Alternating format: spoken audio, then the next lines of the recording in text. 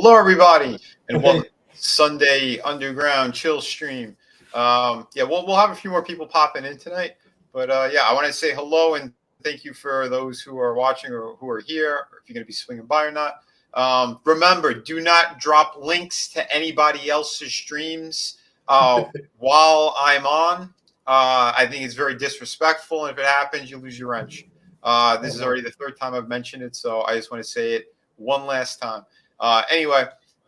Thank you for everybody for being here. I'm Vinnieart, creator of Shadow of the Kraken, City of Venus, co-creator of Through the Woods. And we're going to be kind of chilling tonight. We'll be talking about a couple of different things, including freedom. I think it's everyone's right. Freedom of speech is also a very important thing. But we know how YouTube is, right? Anyway, we got Chris Fisk in the house as well. Friend to the channel. He's one of my co-hosts. And man, how you doing this Sunday evening, my friend? Happy that I don't have to go to work tomorrow. Well, that's a good thing. It's President's Day, right? Yep. Oh, nice. Oh, so there's no mail either. Nope. All right, that saves me a trip to the post office. I'll go Tuesday. Red, how you doing, my friend? Another good friend of the channel, and like I said, pretty much my other co-host. Pretty good. Actually got 2 orders in for novels for Sunstorm today. So excellent. Yeah, I would like to send those out tomorrow, but can't do that. Yeah. Well, but I think there's only like 7 of those left. So if you want one, on it. Nice. There's only 7 left. Look at that. Jump on it, people, if you haven't. We have Pale Rider jumped in here tonight. He's first. He dropped the links for Sunstorm, which is awesome. Pale Rider, you rock, man. Brother. Chris Fisk was saying hi. I was as well. Keely Chow, hello. Gap Stargate, how you doing, man? Hail. What's up?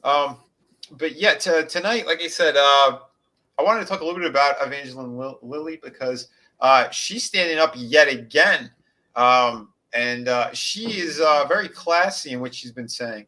I don't know if you guys paid attention to any of that or saw it today. Either one of you? Have you? I did. Oh yeah. Good stuff. Yeah, and she didn't say anything that should be interpreted as controversial in any way, shape, or form. She was just speaking common sense. She was talking about, peaceful discussion. Nothing that should be controversial. But of course, Well, her mistake was she was trying to appeal to somebody's humanity. These are not humans we're dealing with. Well, and that's pretty much it, isn't it? And I know that there's already backlash. They're yelling, cancel her, get rid of her out of the Marvel movies, blah, blah, blah. For what? She had a sick father who she was trying to stand up for his rights. She saw what was going on up there, and she wanted to say, hey, why aren't you sitting down with the people and talking? Why are you running away from them? Why are you hiding? She goes, she's a tyrant.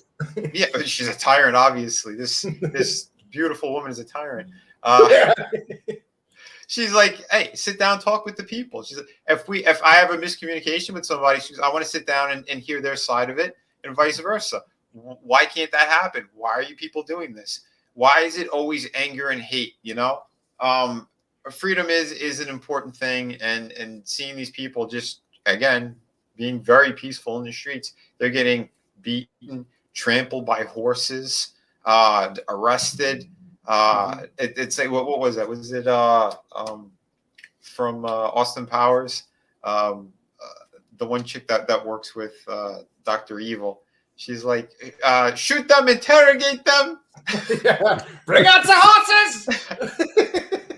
Bring out the horses. Frau Forbissino. Yeah. Arrest them, shoot them, interrogate them. There's people still talking about that chick. I can't remember her name offhand, but the one that was I think she was cast to replace Shuri, I believe. I could be wrong.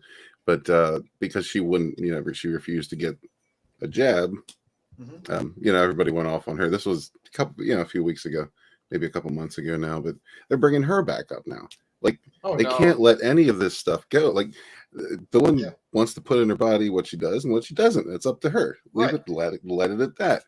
My body, my anytime somebody has any kind of counter opinion, that's just it. You're not allowed to have an opinion anymore. You just do as you're told. But apparently, these are the democracy-loving people, we're told. Right. What's up, Tom? Oh, we got one more guest as well over here. We got Scott. Oh, hey. How you doing, brother? How's it going, man? I have an opinion on everything. You're not Well, just- allowed. I'll say harmful opinions. Just So are they be the wrong careful opinions? on hot button words. And, Unacceptable opinions? That's right. but I was YouTube is fumbling asshole. around with that for a little bit. there's a hot If button you on her noticed. I'd like to press. But Yeah. But anyway, yeah, we were applauding her and you know, standing up, and not just standing up and being classy about it and saying, hey, open conversation, you know, sit there, That's and let's figure this out instead of just you know, arresting people, doing stuff to their financial situation. Why is this happening? So I think it's important. It's important for people to step up, and I'm glad at least, you know, we're getting a handful of celebrities that are actually, you know, stepping in on it and being more vocal in a positive way, which is, it's about time, you know. It's sad because I think she's going to have her career obliterated for trying to appeal to somebody's humanity. Yeah, man, it's frightening for sure. Tommy, yeah, man, no worries, dude. I know you got the foot situation right now. Just yeah, man. I speedy recovery, my friend. But yeah, don't forget Thursday though. We're gonna have a good show. I got a couple more figures I'm going to be reviewing. I don't know if you guys saw it, but I put up the Swamp Thing. Oh yeah, figure. That thing is that was sweet. I was actually really surprised by it. But big one. yeah, that's what she said. That's what she said. Had to do it. Sorry. Had to do it. But yeah, yeah, that review is sick. If you guys haven't checked it out, like I said, I didn't even know that Todd made this damn thing until I walked into the store, and I was like, yeah, we're gonna be I'll be picking that one up. There he is. This was the title card I made for it. Yeah, I was very pleased with this figure. I was like, holy crap! It caught me right away. As soon as I saw it, I'm like, Jesus. How, when did they start getting this good? Because I picked up a handful of them here and there. Some figures are okay. You might get one or two that's like, all right, this is really like a standout piece. This is definitely one of them.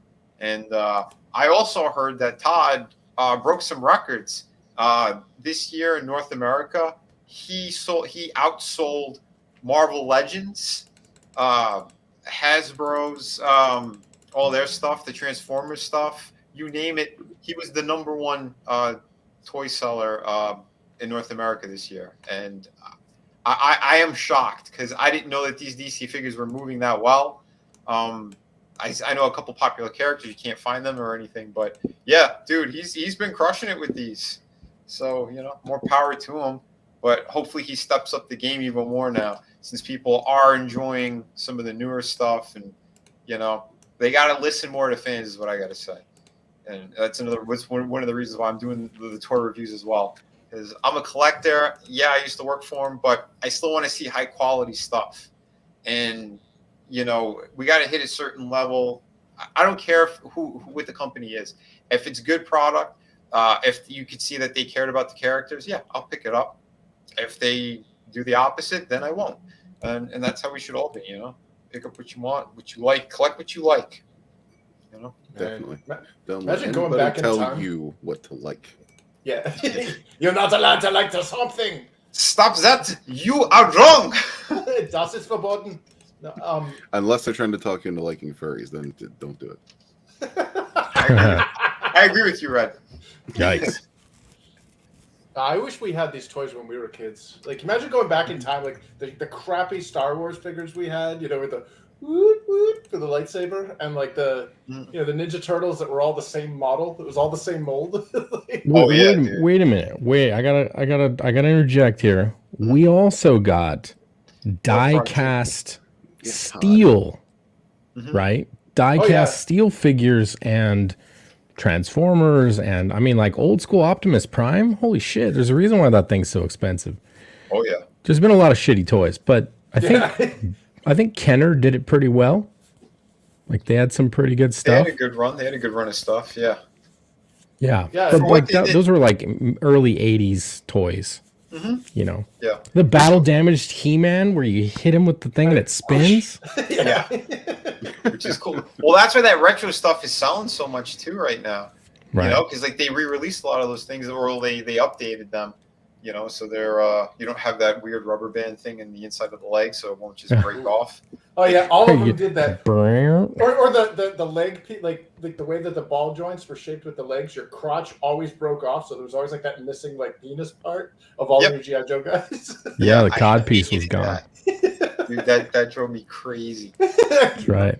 It's my favorite part of the figure. Wait, what? They try to make him do a Van Damme, and the little metal hook will just pop that off. That's right. Well, and it's crazy now because, like, if you guys seen the classified figures, they have drop down legs. You. So you pull them a little bit, and then you can get the floor range and the splits and all that stuff. Which again, it's like you said, Chris. Man, the technology, you know, they upped their game for sure. And I saw Frog G. He was asking where's his Sunsworn action figures. Hey, he said Todd. He said, "Where's it at, Todd?" I couldn't agree more. Todd needs to get on that immediately. Well, yeah, well, we should get him on the line about that stuff, right? It would be cool, but like I said, it feels like this guy he wasn't sculpted by China. It sounds like they actually got actual sculptors to work on this because I know they've been outsourcing across the board, and you can really tell by a lot of the joints that they have because it's very machined. In the way that they did it and very, very specific, like that kind of cup suction section that they do now for the shoulder. There's certain things that's kind of like a dead giveaway, and when they do this kind of I call it the rubber diaper because there's such an ugly robot joint, you know, that's in the legs. But for a figure like him, I didn't mind it because he is so big. He's not somebody you're going to be putting in splits and stuff. Swamp Thing isn't known for that. He's not a very agile character. No, he's not doing splits. No, you know, he could though. This figure could. You know, I never really liked a long time ago. I never really liked Swamp Thing, but I'll tell you what, he's kind of growing on me. Oh, it's just because you pictured him doing splits. Be honest. That's right. No, I like the when in Vinny's video there where he was doing the review, he like rotates a couple of times around the back and stuff. Mm-hmm. And what's really cool is you can identify plant parts all throughout the sculpt. You're like, hey, that's a leaf, that's a branch, and like you can see his spine turning into like rose thorn things. Yeah, and he's got a bunch of like rosebuds and stuff like all along like, you know, one part of his back. And that's the other thing too. Like I know for a figure like this to do a lot of paint applications, it's going to cost a lot more. But I think he deserved it. He needed at least some more browns in there, some darker washes, and maybe like a dry brush to hit some of like the details of the leaves and stuff on him. Because like you can see even over here on his forehead, he's got so much going on, and like some of that gets lost. That's why I was trying to do my best, like to light it, like under lighting and all different kind of angles and stuff while I do the reviews, you know. But Vinny, is ink wash something they do on manufactured figures, or not really? Is that more just for like painting miniatures? Well, they process. They do washes, yeah. It's different stuff. The process is different when you're in China because like I've painted a couple of like the 2-ups of some of these figures, you know, back in the day as well. And yeah, you could use pretty much any technique, but you need to describe what you did in order for them to kind of replicate it over there. And yeah, whatever paints they use, they hold a lot better because like we were using like acrylic paints and things like that. So that's why the 2-ups, they're extra fragile. You know, if you have even if like an arm is like it touches the other arm of something, it could scrape a little bit. So that's why they're when they put them in for like Toy Fair and stuff like that. They don't want anyone touching anything because again, it's easily they could get scratched, fall apart, or whatever. And in most cases, those 2-ups, like they're held together with just like a metal pin. So like that's what they would do for the shoulder. Like you wouldn't see like this cup action. A little bit more of it would have been sculpted, and then they would put like just like a pin. So you could articulate it up, but you're not really going to get like the full range of motion. That's usually something that China handles. So, and you could tell even on something like this, like they try to just put a little extra texture here because they know that they had to cut into the actual sculpt itself to do stuff like that. But, you know, it's interesting to get into like the toy talk and break stuff down. I mean, it really is. Like, some of these videos, I might actually do that. I might do even like a more intricate kind of conversation at some point, because again, once I'm done with Shadow of the Kraken, Tommy and I were talking about that we want to do a little bit more getting into that kind of stuff, because I think it would be interesting, since I'll be co-hosting, we'll do like every other week between the two of us, but yeah, it'll be good. Yeah, man, dude, we got Adam in the house as well. Damn you, China. What did they do now? But yeah. Now, in order to do a sculpt like that, do you need to have a high social credit score? Yeah, I don't know. Ask Canada. We're gonna avoid those conversations.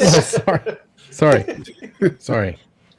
Yeah, it's YouTube is getting ridiculous. Like I said, if it gets really bad over here, I do have an Odyssey channel, and we might bring more of it, over there, and kind of what we'll do, because I think we could live stream over there now. And I'm toying with that. Like I said, once I'm done with my book first, then we'll play around on different platforms and see what we can do.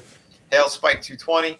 Hope you're having a nice night, my friend. But yeah, it's cool stuff. Eventually, I'd like to get into more of this, even I would love to see my characters in this kind of format. But I'm looking at it a little bit later on, because I want to make sure that we could grow these books more, get more issues out, because I think that's the main focus that we need to be doing here. We need to start delivering more, because there's too many people that they're beyond late on their projects, and I think it's hurting crowdfunding as a whole. And you really need to have a story. You need to have, at least a somewhat established universe and group of characters before you start throwing out action figures. Who wants an action figure of something out of one? Yeah, but you don't know what they are, who they are. I got Shoe. Right? Shoe. Fantastic. Where is the? Pull up the Shadow of the Kraken real quick thoughts. too. No, I do. One episode of Thundercats when I was a kid. If that's all I had, I wouldn't give it two shits about the action figure. Mm-hmm. Yeah, man. Dude, yeah, no, you're 100% right, and that's why they kind of marketed them at the same time. Well, the toys picked up even more when the cartoon came out. But yeah, dude, I would really love to get my stuff made like that. But yeah, it'll take time, but I think we could get there. I like to do things more reasonable and not just jump in blind, because a lot of people do that and they hurt themselves really badly. But in the meantime, I am doing these, which are, I think, really cool, the acrylic standees.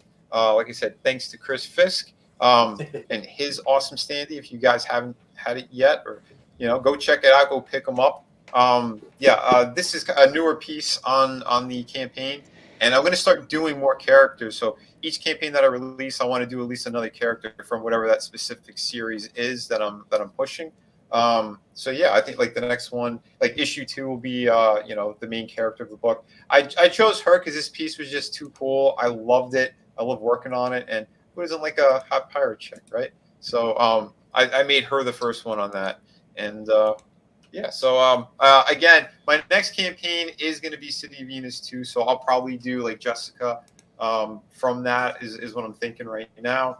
But I think it'd be awesome, because eventually we'll just have like a bunch of these little things, your own little army of cool acrylic standees, and I'll try to make them specific as well to to whatever the campaign is. So I have like the Kraken theme on the base that you can see here. So the next one I'll do something a little bit different, and maybe even play with the shapes of them. But it's cool fun doing stuff like that. Oh, what was that? Like one. I think it's a cool idea too, to do like one per campaign, because it's a nice steady flow. Nice rollout, I think. Absolutely, man, dude. I agree 100%, man. Frog G, thank you for dropping the link, brother. But yeah, and that book's going to be over 50 pages as well, because that's the thing, man. I love creating, and we're going to keep doing that. No one's going to tell us what to do, who to hang out with, what fill in the blank. Like, no, I'm sorry. We're creators here. There's no one above us. There's nobody who's giving us paychecks and telling us what to do. No. So don't comply. Don't bend the knee to stupidity and other ridiculous stuff, and people who just keep crying into the wind because you think it's going to appease one or two people. If you're not actually putting your shit out, you're just a YouTuber. Yeah, man, and that's it. Get your stuff out. It's not difficult. That's how it works. You get your product done. You give it to people. People enjoy it. You make more of that product.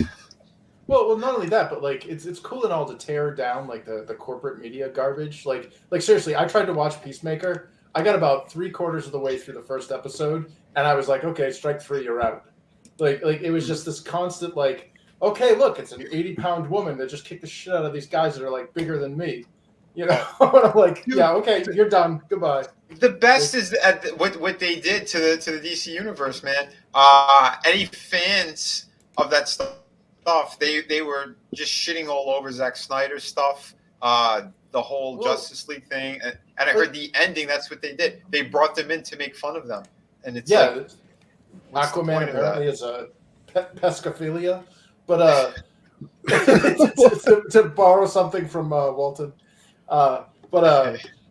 yeah. Apparently, though, like, I'm all fine with like tearing into this garbage. Like, I'm not going to be watching Amazon's vandalism of Tolkien's work. I don't care. Like, whatever. But for me though, if you're going to tear that crap down, give us an alternative. Like, give us like if you have nothing to like put in the spot that you're tearing shit down, you just basically left a big gaping hole, and now everybody's upset. Like, oh yeah, dude, you're 100% right.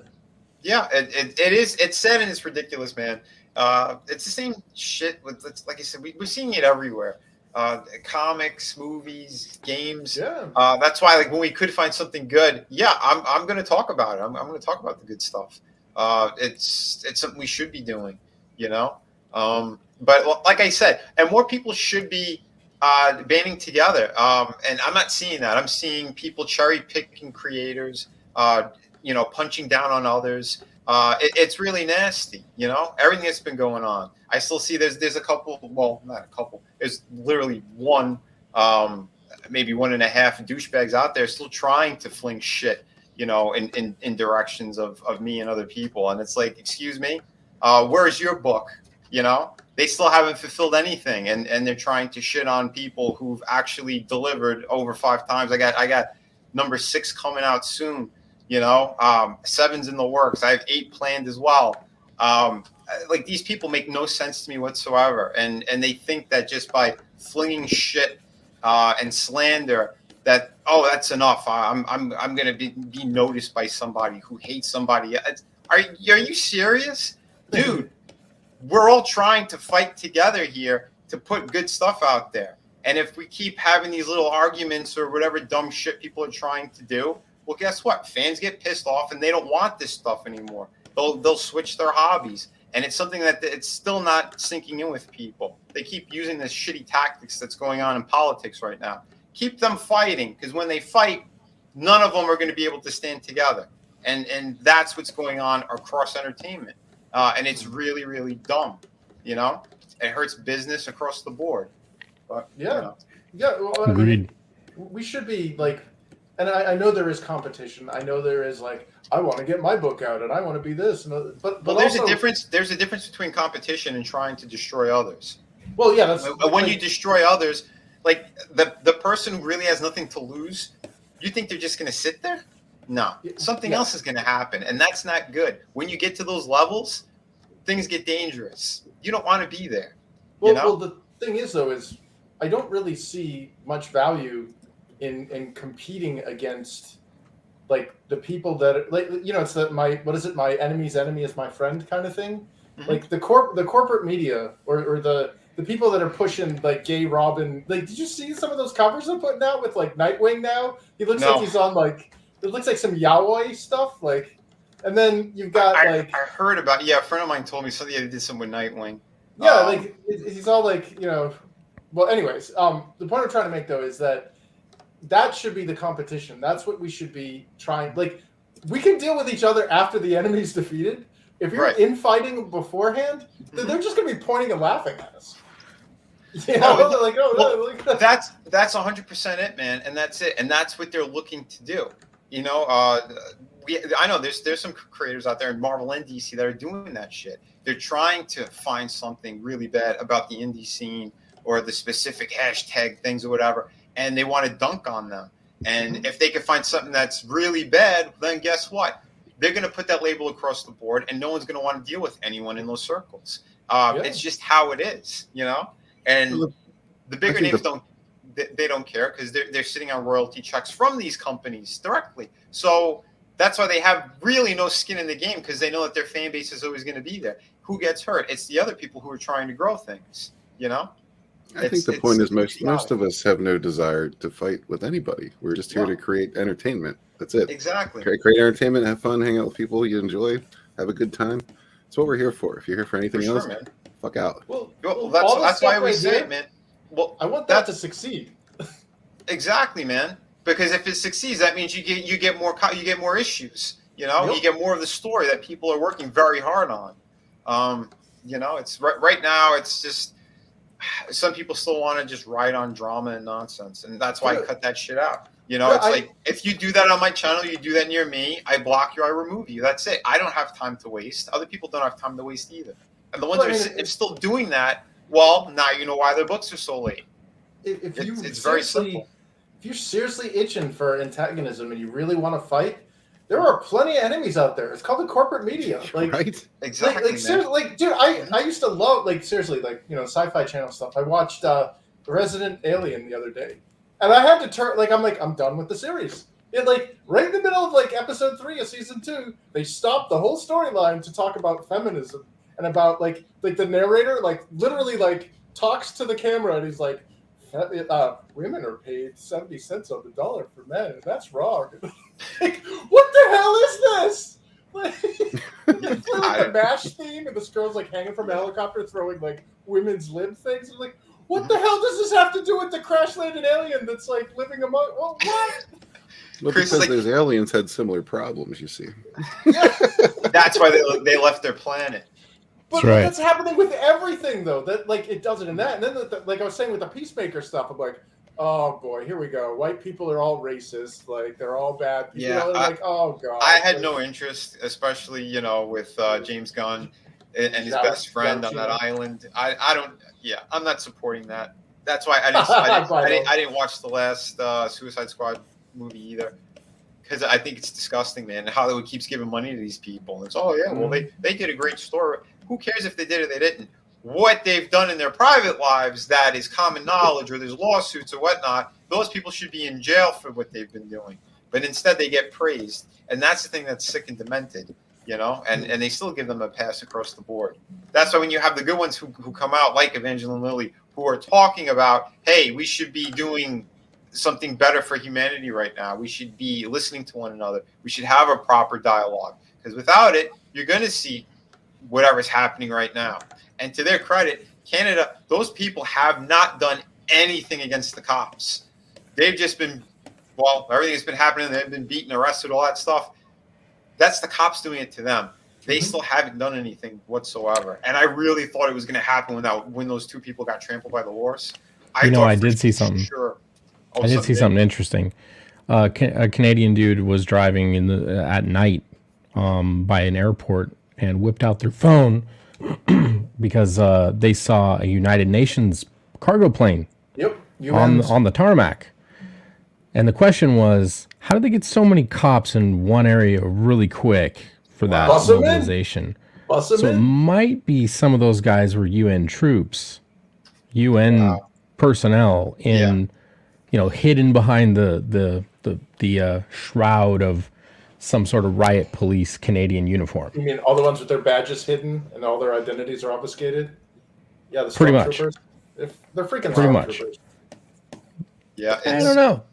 Could be. It's crazy, man. It's crazy. Yeah. That is what they're doing, but it's not even so much they lost touch with reality. It's just there's a certain reality it looks like they're trying to push. Well, they don't care. We'll leave it there. It's might makes right. And currently, these people have all the power. And they don't understand that when you don't have anything left to lose, the cornered rat is a very dangerous adversary. Oh, it is. Yep. It absolutely is, man. And that's what I'm saying. Across the board, people should. It's better to be kind to one another. I'll just tell you that right now. Way better. Kick ass while you create. Exactly, my friend.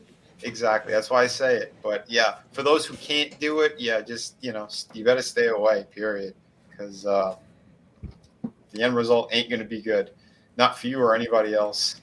So yeah, just push the good stuff because that's what we want. People want comics. They're not watching streams and doing being part of what we're all about. They're not just doing it for they want to see fights and shit. No, they want good product and they want to have a good time.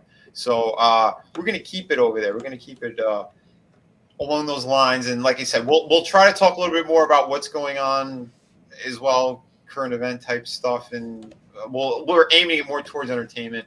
But yeah, because we know the restrictions that YouTube are putting on people now it's getting to a really ridiculous level. You know, say the wrong thing and gone. Yeah, it's one word in passing could be enough, and it's really stupid. So, but anyway, the people I have on my channel, they're not malicious. They're good people. They're hardworking people who deliver. They deliver in spades. We have nothing but talent here. Yeah, man. And I'm hoping, yeah, we should have we're gonna have at least one more guest coming in a little bit. And I'm kind of waiting on somebody else, but I don't know if they saw the link yet. But yeah. Anyway, regardless though, what's been going on right now. Have you guys seen any movies lately? I think they just dropped the Uncharted movie. I hear it's doing good numbers, surprisingly. Like it's starting about miscast. Yeah, dude. I was against that casting all the way. I did not see the movie yet. I know somebody who did, but that person didn't really pick up any of the games. Like they played a little bit of the first one, and that was it. And then I know people who played all of them and said that yes, this movie is really bad. It's the mindless entertainment aspect, but then they said they get to a level that it's ridiculous. Like there's far-fetched, and then there's we're just gonna throw it out the window completely. Like physics doesn't matter, none of that matters. Oh god. Yeah, I'm like, okay. So he's still doing Spider-Man. Yeah. Dude, you're in the wrong movie. I heard that the motion capture dude, Nolan North, he did the voice of the character and everything, brought him to life essentially. I heard he does make a cameo in the movie. So I'm curious to see what that cameo was, but I heard it was a back and forth with Tom Holland. Sully as Mark Wahlberg though? No, Mark Wahlberg. Say hello to your mother for me. Say hello to your mom for me. Yeah. Like, come on. They said he was like a piece of cardboard in this movie as well. Like there was really nothing going on. I think that's just his personality. Yeah, a lack of personality. Sully, are you trying to kill me? What? No. I don't know. Mark Wahlberg, he's done some pretty good roles though. Like that one with Not lately. where he was like a crazy boyfriend who forget. Oh, dude, what was that? Like almost 2 decades That was a while ago. That was a long time ago. Yeah. But like he like was psycho in that one. That was believable. Yeah. He did a couple of comedies that he was good in. He's had a couple in there. Yeah. I'm just saying, for the most part, he's kind of walking cardboard. Yeah. Well, he's the brother of a Backstreet Boy. What do you want? I want Backstreet back. All right. This is gonna hurt, but I'm gonna have to correct you. New Kids on the Block. Go for it. Oh, I don't care. See, about that was Chris, bait. That was bait, and you took it. I know. You outed yourself. I know. Well, I'm from Boston, so like New Kids on the Block all came from Boston. So you couldn't avoid that crap when you were in that was like some E-Tep stuff right there. That was that's Diaries of Fear. E-Tep. That was it. That's it. Hey, Frankie. That's right. Oh, Fear. There you go. Fear that. No, that was big time bait there, Chris, and you took it. Unbelievable. Yeah. I haven't seen Pain and Gain. How long have you been friends with Nick Lachey? Damn. Oh damn. I don't know who that is, but I'm assuming they sing and dance. It's going to take a minute for people to forget this, Fisk. Just ride it out. Unbelievable. That's right. Holy crap! He's gonna start singing and like snapping his fingers now. Do you want me to? I'll do it. Oh, you too. Oh boy. All right, so my panel is they've been drinking that water in Jersey. You can tell. That's right. But do you remember the parody of that Backstreet Boys song? The one, was it the Use KY? Hey, actually, No, I don't What? remember No. that one at all. I That was would love to send me a link. Yeah, it was. Oh, I man. think it was. Honestly, I think it was Howard Stern who did it. But Oh, in that That's, case, never mind. yeah, forget it. Gay it out on your own. Yeah, anything that has to do with Howard Stern, it's like I erased that guy. Wow. I know. I talk Somebody- about how the mighty have fallen. Somebody who was all about freedom of speech and everything else, and Just did a supposedly 180. fighting for it, you could see now because he went completely left woke crazy. It was all bullshit. It was just Yeah, it was Howard just Stern's dead to joke. me, dude. Yeah, Yeah. it's I mean, ridiculous. wouldn't he be considered the poster child for toxic masculinity? Wait, Howard Stern masculine? I mean, he's not masculine, but his I was attitude gonna say. was masculine. He looks like a fruitier version of Big Bird. No, he looks like a cartoon vulture from like the Warner Brothers, like old cartoons. Yeah, something Yeah, he does. He does. Look like when With in the the Jungle woman's wig Book. on. Remember the vultures in the Jungle Book? He's truly. What you become want to a do? part I don't know. What you want to do? Now don't start that again. Holy crap, Oh shit! dude! Yeah, Yeah. it's ridiculous. It all is, man. How is he still on? That's the mind blowing to me that they It's called a They haven't contract. canceled. They can't get rid of it. No. It's Oh, what was it's it, a like if lifetime contract? it's like somebody's 70-year-old Wynat trying to do an impression of Joey Ramone. That's who it is. Some chicken drag doing it. Maybe his Yeah. contract is getting close. Maybe that's why he's sucking the teeth. Yeah, that's what probably. it is. He's sucking more than the teeth. I owe too much money to my Allegedly. ex-wife. I was trying to keep it hetero. There's nothing That's what I like hetero about you, Red. Howard Stern. Straight as an arrow. But he doesn't have any Damn kids, right. does he? Yeah, he does. He I does? think he has all girls. He has either 2 or 3 girls. That's probably why he's so desperate then to cling to his careers, because he's reached that elderly stage of his life, and he still has an ex-wife that he owes alimony to and stuff, and Mm. you know. Please, how many? Dude, that guy is. Who knows how rich he is? All the hundreds of millions of dollars he's been signing on those contracts, and then all that. Don't forget the America's doesn't have talent show. Oh God, Please. the glorified karaoke. Yeah, he was on there for a number of years. I used to like Howie Mandel as well. He's still pretty funny, and he's a little bass. I'm kind of surprised sometimes when he talks, but other times he leans towards the left as well. I'm like, he's doing it for the paycheck. You know who's based as fuck? Jim Brewer. Oh yeah. Oh my God, yeah, I love Jim Brewer. He's He is- canceled shows because they were pushing stuff on people that you need a certain. He's crushing it. you He need has a certain- podcast yeah, on YouTube that he before you does. before you can get into his to see his stand up. What? What happened? He's canceled a number of shows because like the comedy club said that everyone coming in the door needs to be, Oh damn. And Yeah. he's like, no, because people should have the freedom. What's going on here? So Yeah, he he's like- does a podcast on YouTube, like a couple hours every week or something like that, where he goes over some shit. His story about David Cross. Have you heard that one? no. Because David Cross has been trashing him, talking shit, and like he confronted him, and David Cross shit his pants. He's such a pussy, dude. It's a really cool story. You should listen to it because He he comes just. off as a pussy. Yeah. Oh, dude. David Cross is he's always been like a skizbag. And by the way, awesome. When you're assuming that those divorces are not making them happy, Peeling off True. a Band-Aid. Yeah. Well, True. dude, it's God. they're all gross. Yeah, Look at how well the Hollywood model has worked for relationships in real life. You know, Well, a lot of that shit is all staged anyway too. They'll put like these power couples who's popular right now. They'll yeah, put they them don't even together. like each other. Yeah, Because and one of then them's gay! yeah, well, that's why the marriages fall apart and stuff like that. It's because it was it was literally a contract that they have to sign in a lot of cases. They've done that. I know somebody who told me specific stuff about a couple of people. I'm like, holy crap, because they were on set with them and they've had these conversations openly. You know, if you want to get to that next level, it's their publicists and stuff. They cut deals with the studios.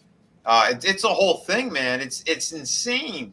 Why do you think like Ben Affleck, like he was with the different Jennifers and all that stuff? He was laughed at. They poked fun at him across the board. I know, like when they were working on the Daredevil movie. The big dude, the one who passed away, the one who played Kingpin, Michael Clark Duncan. Oh, Michael Clark Duncan. Yeah, him and Jennifer Garner used to poke fun at Blackwash my Affleck. family. Yeah, they used to poke fun out of him the entire time on the set, calling him a goofy bastard and everything else. But you know, like he was kind of okay with it. Like he was like the dummy. And then what happened? They put them together after the film.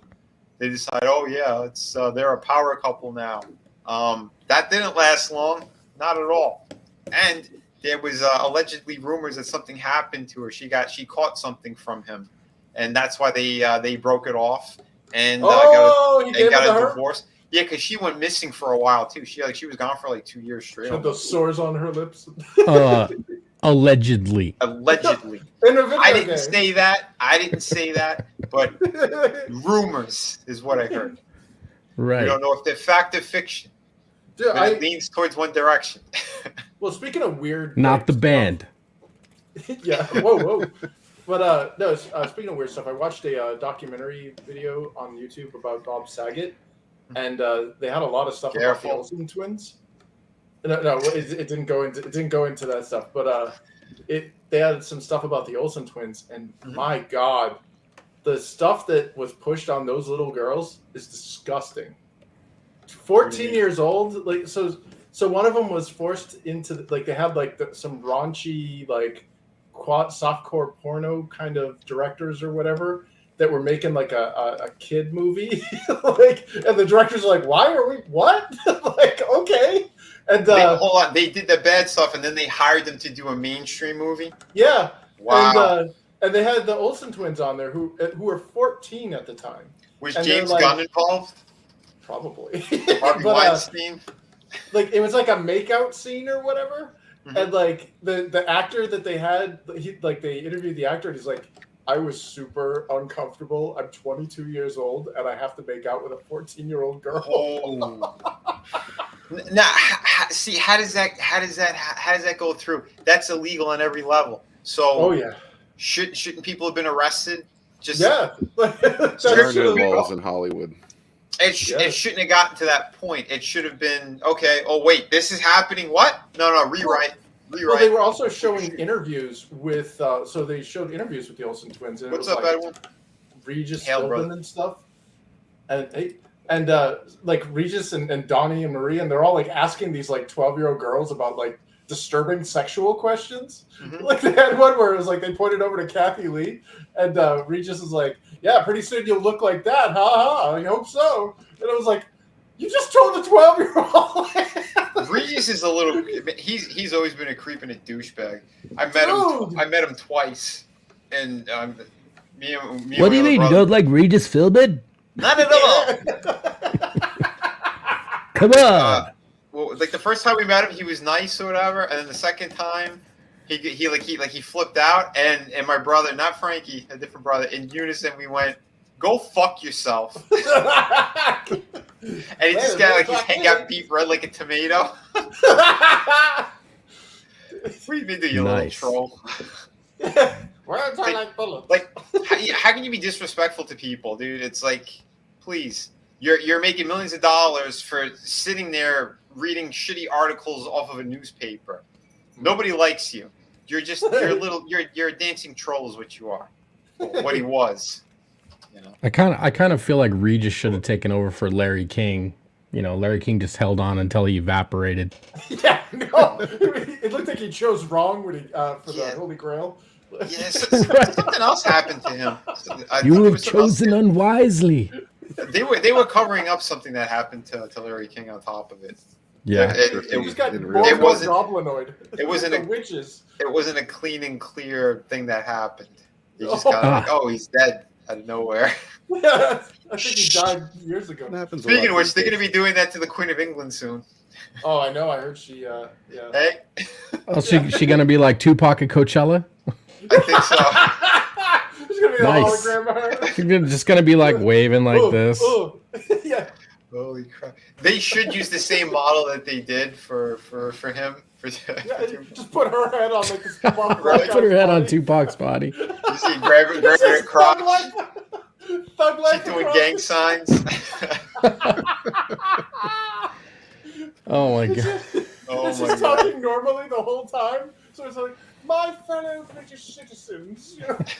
She's gonna auto tune. UK love. Oh man! Representing Windsor. That would be priceless. Windsor Castle knows how to party. Holy hell! Yeah, make that happen. Somebody, please make that happen. Holy crap! They should do that with all celebrities now. Yeah. That's right. The ones they bumped off. I did hear though that Saget's family, there's a settlement not to talk about what happened. So that should say a lot as well. Allegedly.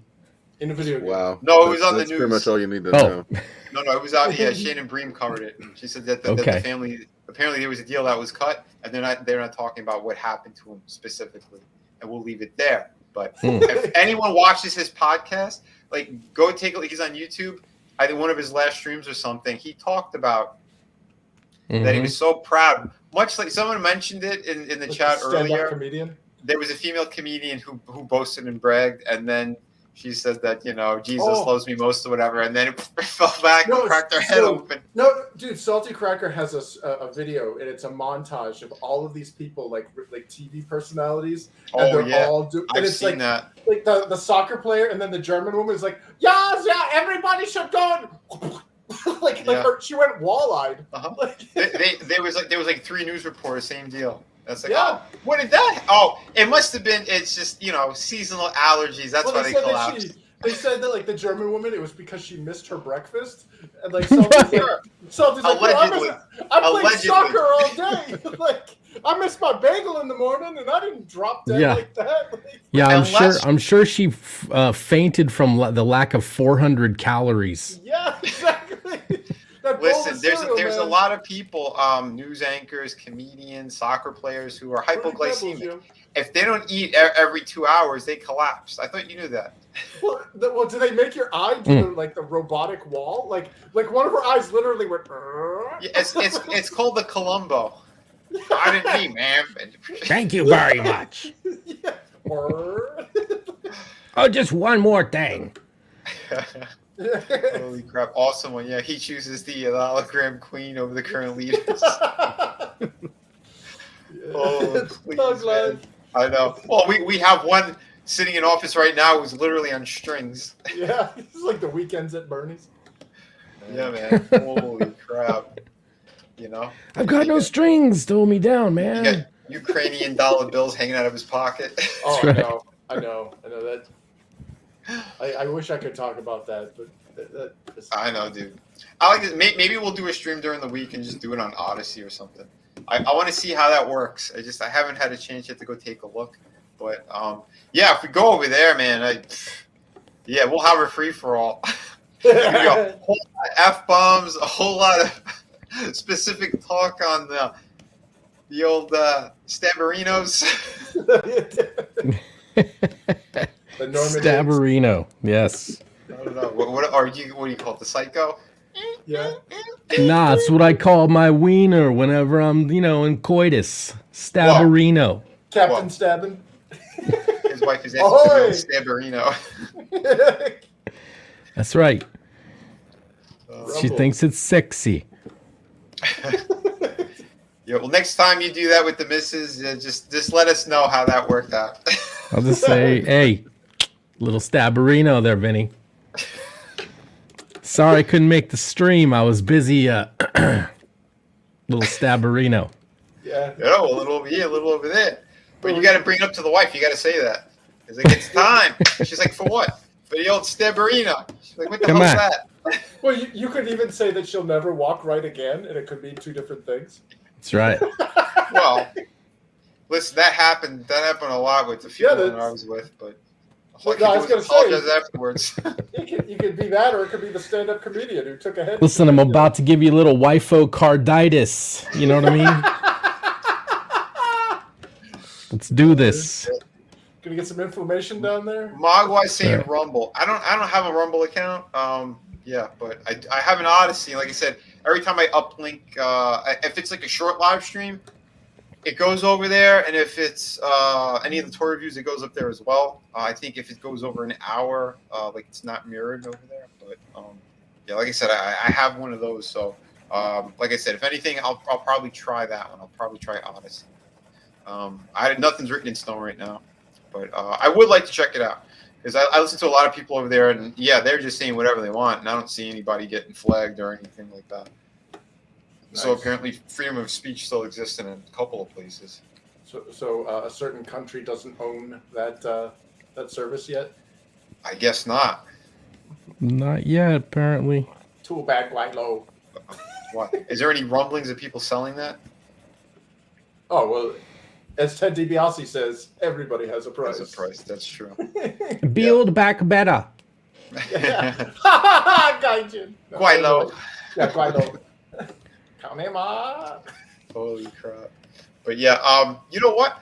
Who wants to talk about their project? Because I'm going to step out for a minute, but I want to pull up one of these cool campaigns and let people know about what's going on. Because I know Chris, he's got some beautiful stuff happening over there, and I want to show his campaign. And yeah, let the people know if they're not aware of it yet and what's coming, because I can't wait for that second book with some of the pages that you have shown. Oh yeah. Do you want me to share? Well, tell them this first. I'll be back in a minute. But yeah, and then we'll do the share screen. Sure. Sound good? Sure. Cool. All right. So Infinitale Chronicles, War of the Trees, Book 1 is 50 full-color pages of epic fantasy or high fantasy adventure, harkening back to 90s Saturday morning cartoons, the adventure stuff. If you like D&D or you like 90s anime, you'll love this. If you like elves, you'll love it. If you hate elves, you'll really love it because they get messed up. It's book 1 in a 10-book series. I'm currently in the process of starting up production for book 2, and we've been talking with some additional artists. And when Vinny gets back, I can show you some of the progress that we got on book 2 and see if that's something that interests you guys.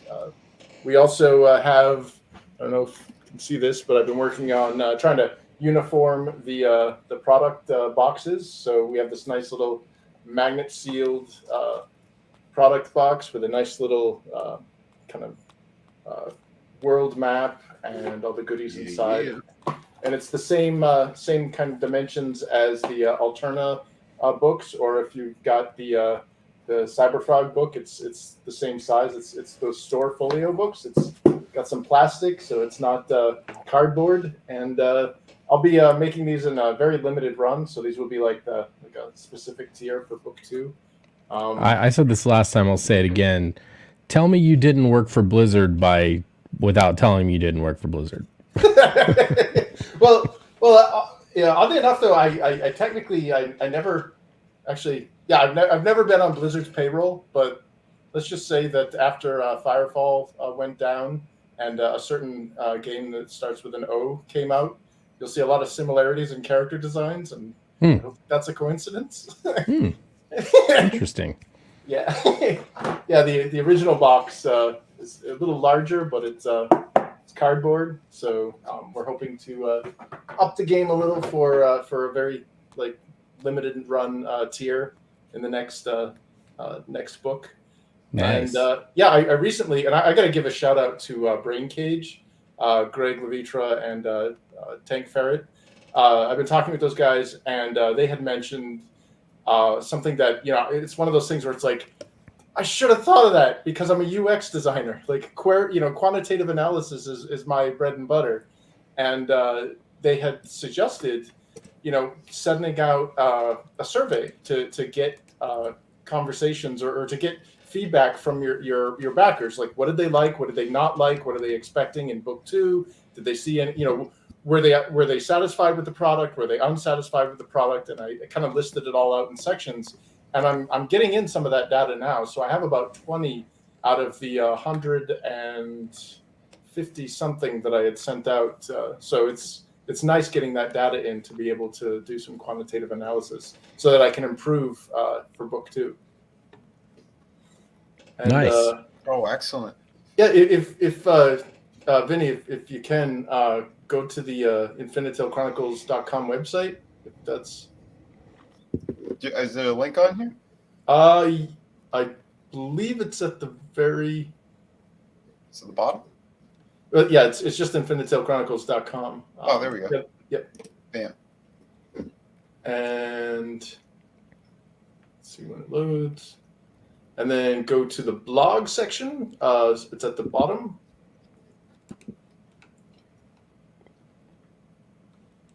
And see the very top one called Ready for Round 2? It's under popular. Yep. Okay. If you scroll through there, this is our latest blog, kind of showcasing some of our latest news. So we're putting out ads in Alterna Comics for the winter bundle that's coming out. So this will be on the back page of Downcast and Mascots. And then we recently. This is so beautiful, by the way. I freaking love this promo piece. Dude, that is fantastic. Yeah, that's by artist Clark Oclesa. He's on Twitter. Nice. He's an amazing artist. Yeah, I definitely want to do a piece for it at some point as well, man. Awesome. These characters are good. Yeah, they are awesome. Like I said, if you're looking for me on here too at some point, Dude. Let me know. Hell yeah, man. Excellent. Yeah, these are jumbo foil cards. This one that we're seeing on the screen now, I'll be starting up the mailing list soon. And all you have to do to get this is get on that mailing list and then back a physical perk, and the hollow foil card will be yours. And the card above it is a free card, and it's a very limited run. Only a few are going out. And this one was donated by Nerian Nova, Katie. Yeah, it's another beautiful piece, and it came out amazing. You were showing it a couple of times. Sweet, yeah. It's let's see if I have. Where are we? Do I have it too? Oh, here we are. It is right. No, that's not it. Yeah, here it is. So yeah, it's a nice little hollow foil card. Yep. And, yeah, dude, look how beautiful that is. It's got the little stuff on it, and it was drawn by Nirim. It's actually a much larger image, and then I colored it, so that's my colors. Hell yeah, man, dude! You did a fantastic job, man. Hit the wrong thing. There we go. But yeah, man, I love the work on that. And I know, dude, like you were an artist as well, and you couldn't exactly keep doing it. Yeah. But man, every time I do see you doing something though, and especially something for your own campaign like that, yeah, it looks gorgeous. And for those people who forgot as well, if Frog G, if you have a link or anybody else who read, also you could sign up for bonds too. The mailing list dropped. I'm glad that you brought up Nerium because I forgot to put it in the description. But yes, definitely sign up for her campaign as well. They got a good number on the first night, but let's get them even more signups because again, Nerium's been doing a great job. And hold on, oh, Rez got it too. Cool. One second, I'll drop it in there. Copy. Comment section. Oh, Frog G got it already too. Oh, perfect. Man. Thanks, guys. No quicker than a frog. Right. And then if you scroll down, you'll see some newer pages that are coming for. These are preview pages for book 2, the first and the third page.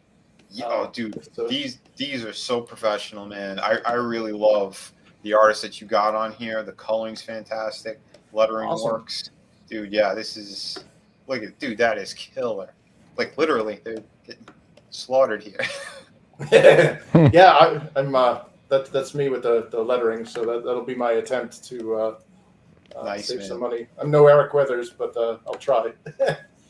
Yeah, man. And like I said, you have friends here too, so just pass things along to us as well, and we'll give you proper critiques. And make sure that that bar is going to keep staying at higher and higher levels, because clearly, man, from 1 to 2, it's just going to keep getting better if this is where we're heading. Because yeah, man, these 2 pages are so freaking good. Awesome. Can't wait. Yeah, Beautiful stuff. Well, thanks for letting me show it. Yeah, that's what we got now for our kicking off for book 2. Like I said, sometime early next month we'll be starting up the mailing list, and you'll get the opportunity to get your hands on this jumbo card as a perk. Oh yeah. Yes, definitely jump on that, because that thing is cool. Yeah, don't miss it. You're not going to want to miss it. We have great stuff here. Dude, yeah, what do you have, like a kind of time frame of when you're about to drop like the sign up? Well, we're hoping. Well, I'm hoping to get enough of the kind of the process locked in, because you only have like 6 months to screw around with the mailing list. Like if you don't kick your campaign or launch your campaign before that 6 months is up, they'll just like gone. So I want to have enough. I actually saw somebody post that they got rid of that, like at the beginning of last year. I can't confirm that, but somebody did say that. Oh, best way. We could drop an email to them, and you could ask somebody working there. Yeah. That's a good way of finding out as well, directly from the source. Yeah. Yeah, I mean, dude, that'd be really great. Did you say directly from the sauce? From the sauce? Sauce. Mm. But if you want sauce, it's... Yes. He's thinking about the missus again. He wants to give us some more sauce. Drink your juice. Drink your juice, Billy. While I bang your mom. Rabaloja, out. Well, one thing that's going to also dictate... What's up, brightest day? Sorry, Chris. No worries. What were you saying?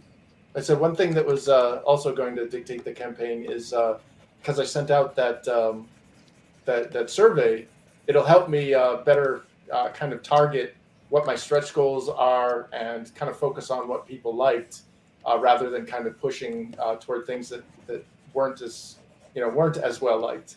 So I can kind of pool my resources to those areas that maximize what people liked about the first book.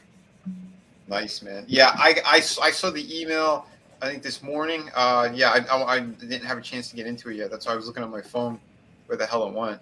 But yes, I'm gonna have to fill that out as well for you, buddy. Sweet, thanks. Yeah, it's all anonymous, so I have no idea who's who. Mm-hmm.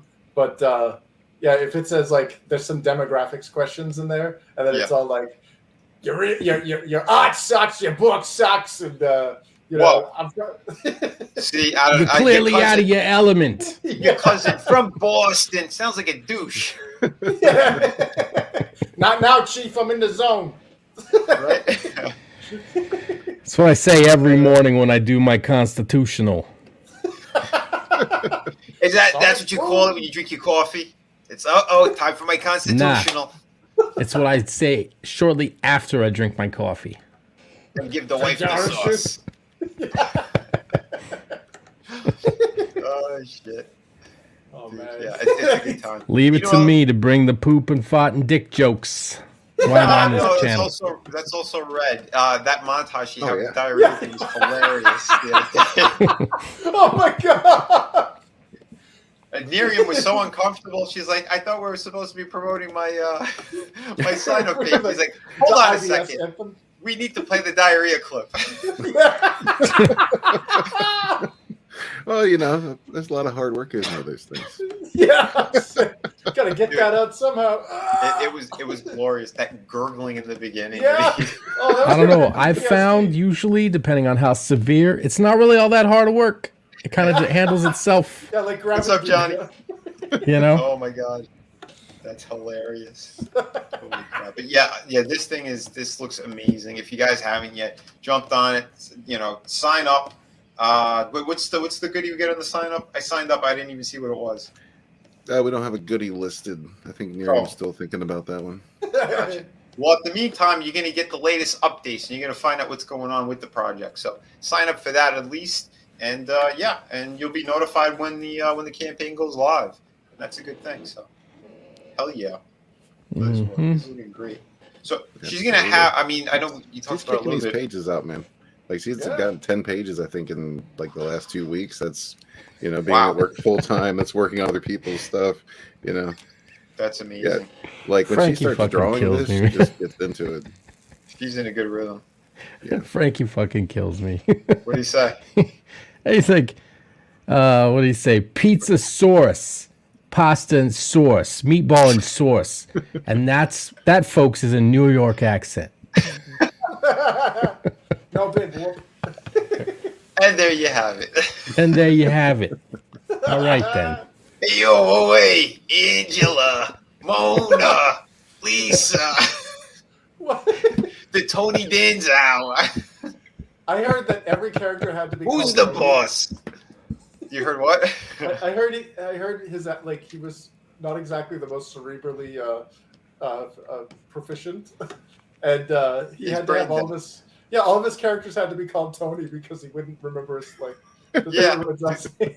Yeah, I believe it was what's his face? Danny DeVito who said it. Oh yeah, Tony's a moron. He's got to be called Tony all the time, otherwise he won't respond. Because we were doing the because we were shooting the pilot and we called him like John or something. He wouldn't turn around. He goes, Tony, what? Huh? Who? Damn.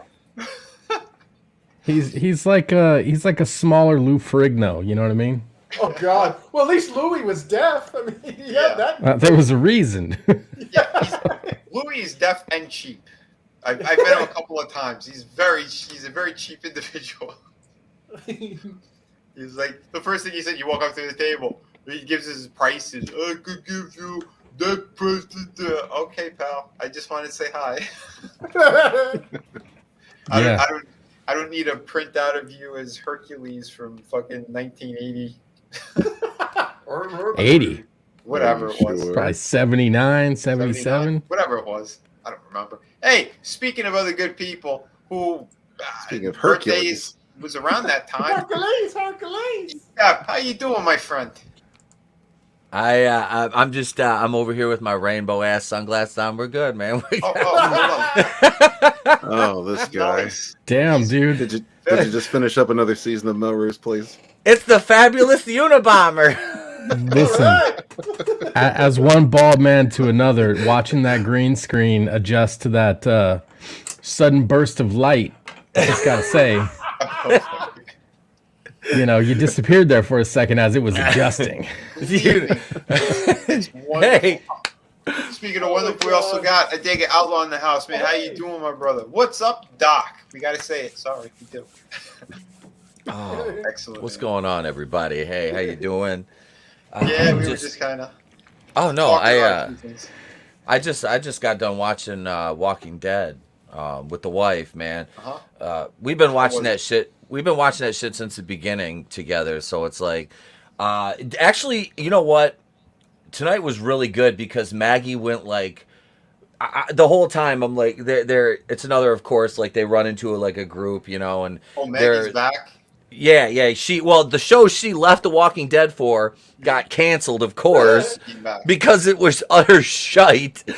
And she came crawling back, and then, they, of course, took her back. And, yeah, she got to go, like, full psychopath. They let these 3 people walk who, like, had killed, like, most of her group. And they let them go, and they're leaving. And she's like, nah, pulls out this. It was like a 357 or 44, walks behind him, like, caps 2 of them in the back of the head. And then the third one's run away, and she, like, shoots her through the shoulder, which was, I was like, because they're walking away. I'm like, why would you let them leave? I'm like, they like literally killed half your group. Like, I would just gun them down. Like, I'm sorry. Like, they're dead. That drives me crazy in shows and movies when they do that. Yep. When they just like, okay, the audience won't really pay attention. Like, what are you talking about?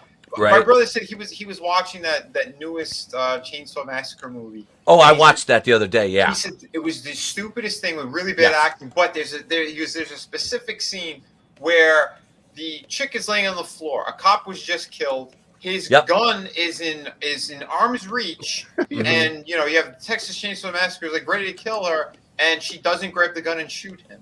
No, you never see that gun again.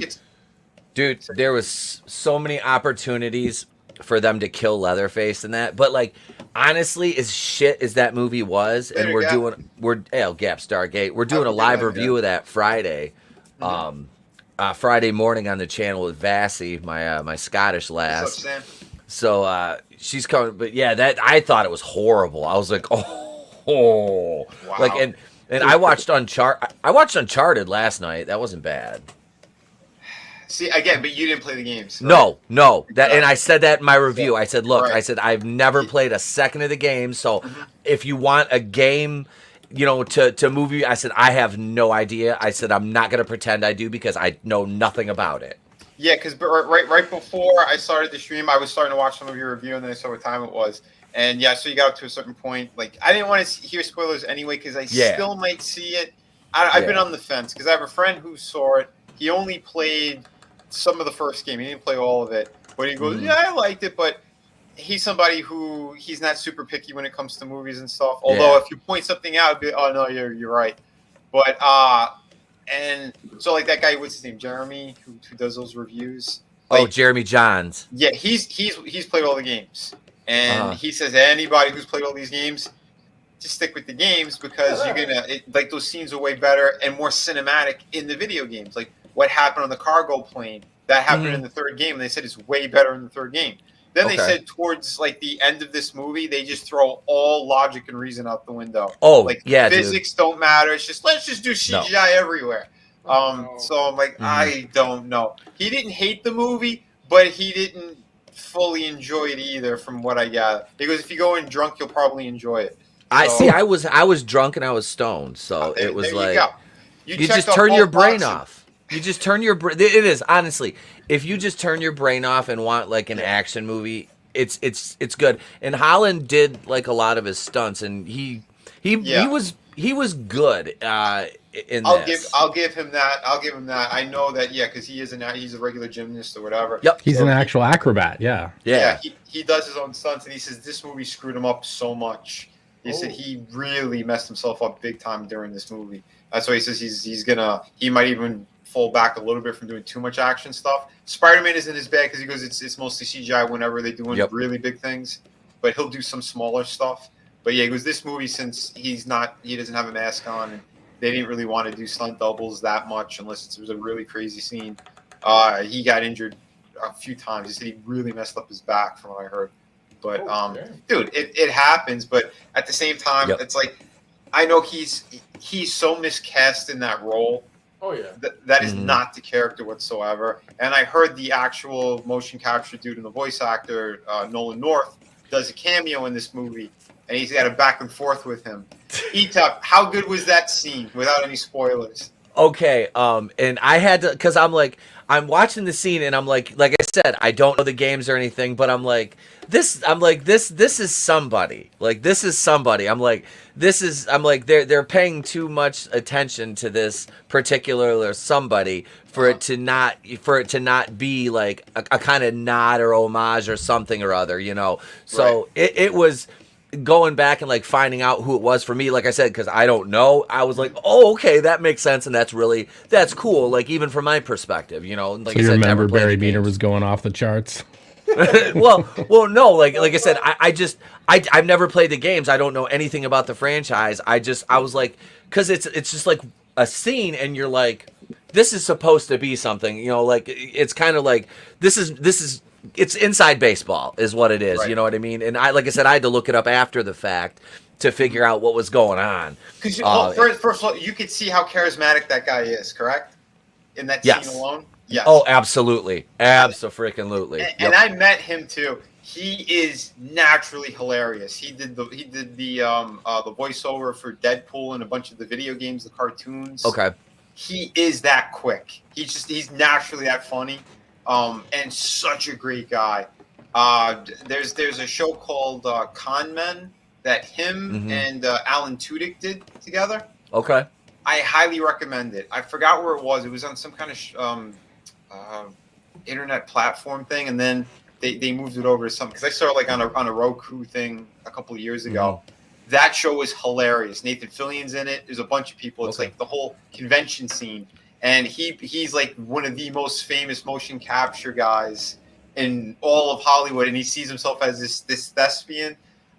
He's hilarious in it, but I highly recommend that. So if you guys haven't seen it, go check it out. Just to clarify, that guy's name is Alan Tudyk. Yeah. Fuck yeah! He makes that joke all the time. You don't know who Alan Tudyk is? Nah. He's the guy. He's got the blonde hair. I'm King Candy. He did K2SO's voice, and he's in that.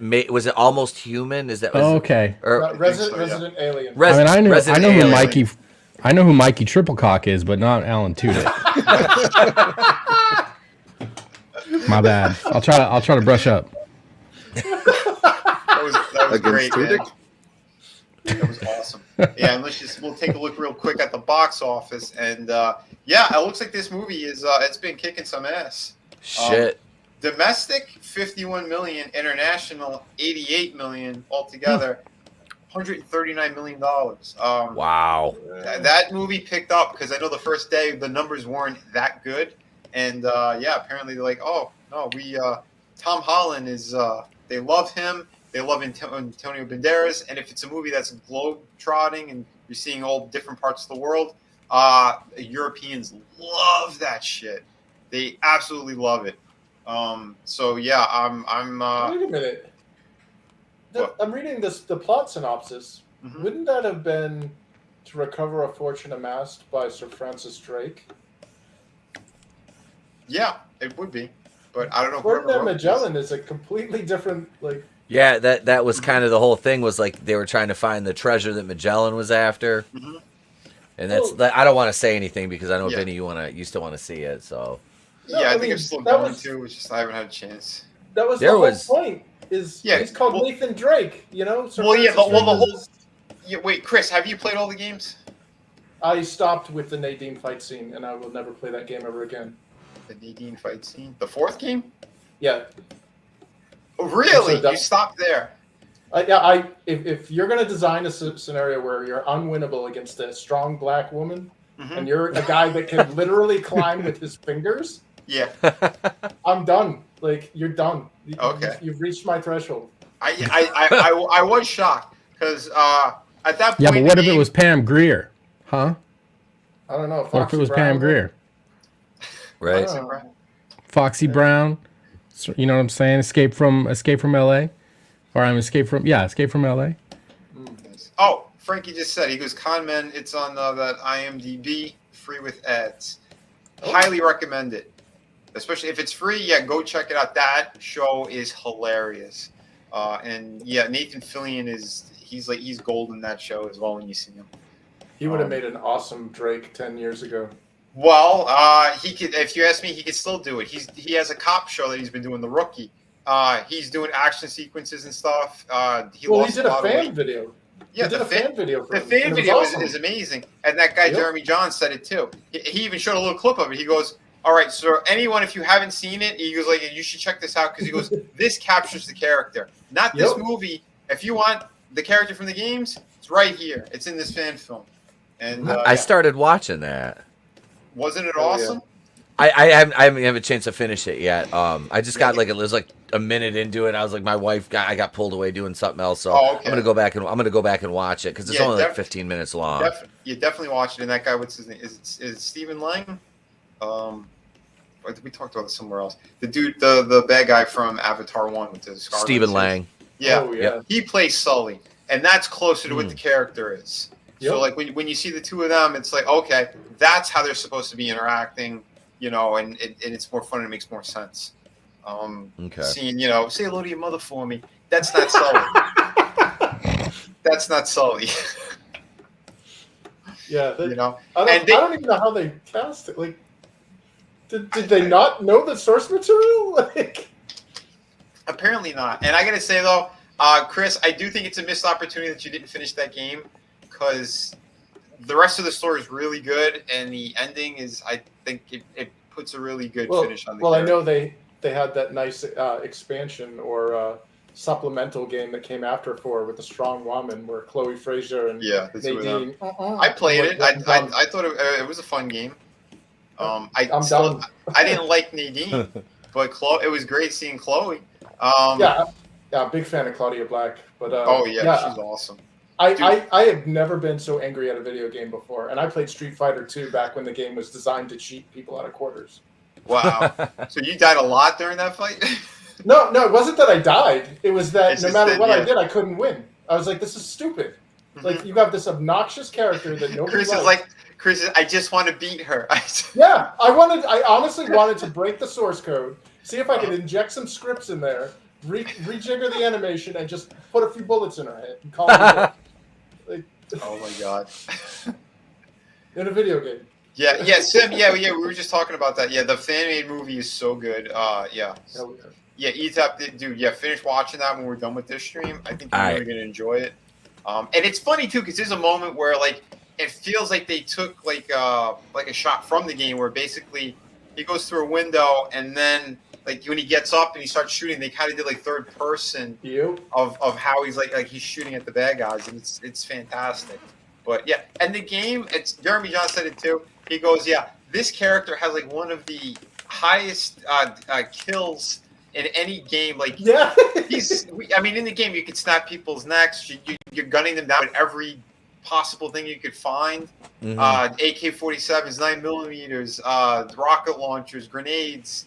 The hand-to-hand combat is fun. I mean, it's kind of the same animation they kind of do. Like, they give you a couple set moves, but it's still fun every time you do it. It's so satisfying. Because there's a couple of bad guys in the game where literally they have on, like, all this gear, and you have to, like, you got to shoot them or get enough where the gear comes off, and then you can kill them. So by the time you do that, it's like when the helmet comes off and you finally got this guy who's been shooting you with a shotgun nonstop, and you're trying to hide to get away from him, and you finally get him, and just that crack sound is perfect. It's like, finally.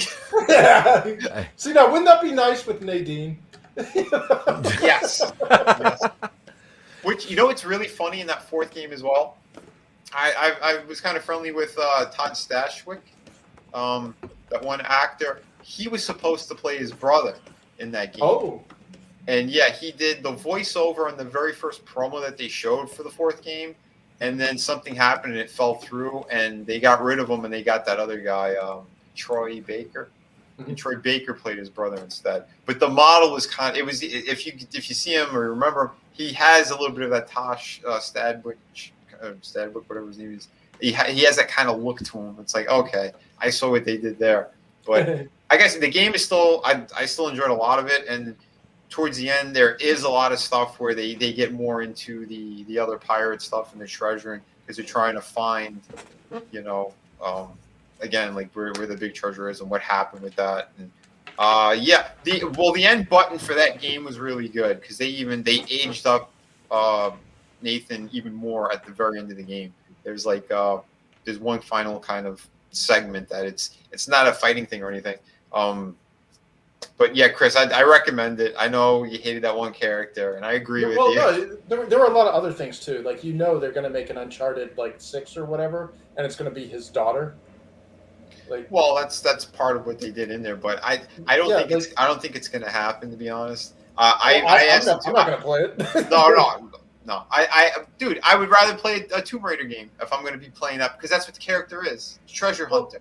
Well, that's what they did with that fourth, whatever it was, the expansion there with Chloe and Nadine. It was like, you do realize that Uncharted is the Nathan Drake story. Like, all this other crap is irrelevant. Like, don't talk to me about these other characters. This is Nathan's story.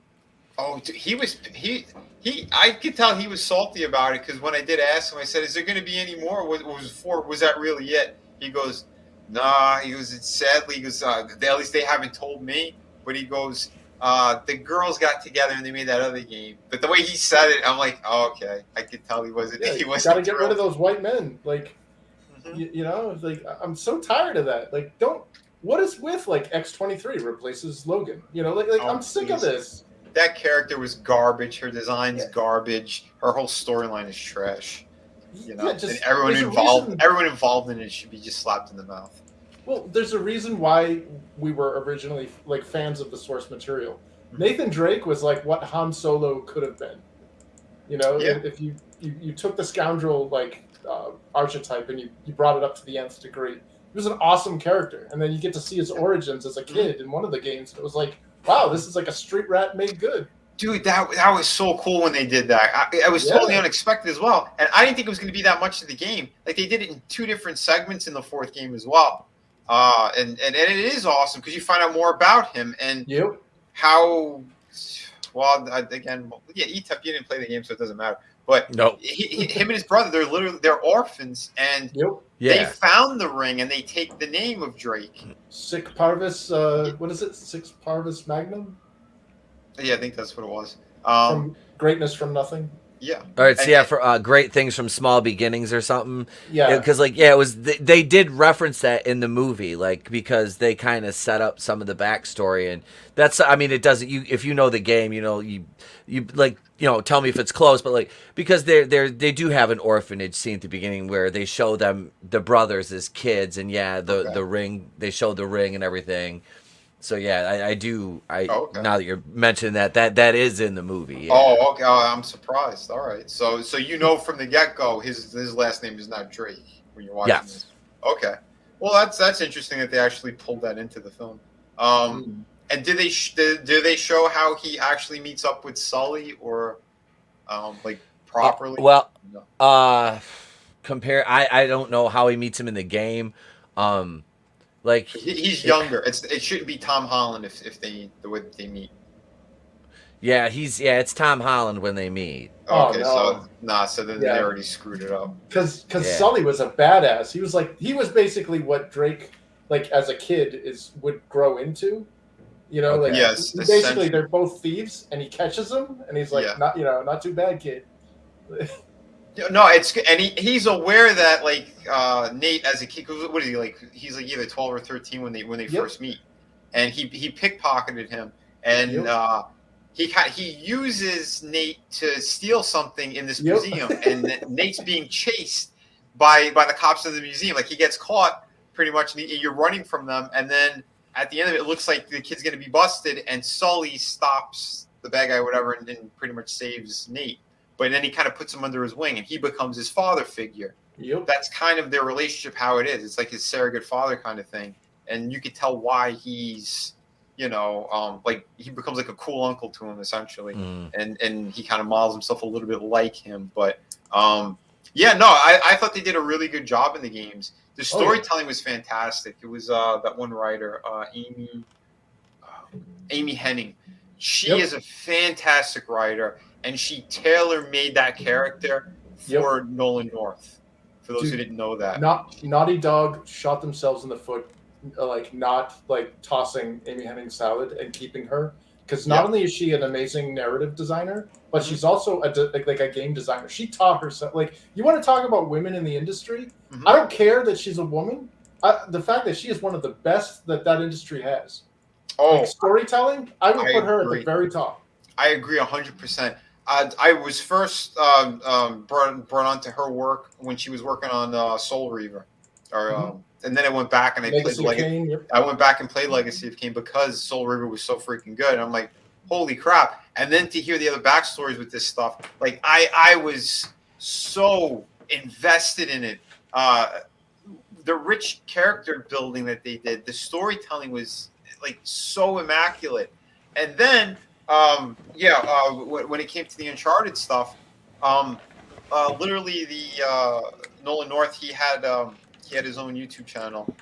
He had left it, but they filmed him playing the games. I don't think he got up to the 4th one, but he went up to the 3rd one, and because he wasn't a big gamer, and they thought it'd be funny to kind of have him do that. So he was breaking up in segments. And they had 14 parts, and they had him play through the entire game. And it was funny because he started actually becoming a good video game guy. Because it was I can't do anything. I remember Atari, and then he just kept getting better and better with these games. So he eventually, when he was done with whatever game it was, the first one, the second, whatever, he would bring on Amy Hennig. He would bring on the other voice actors, and they have a big discussion about the fun time that they had working on it and the other actors that were brought in.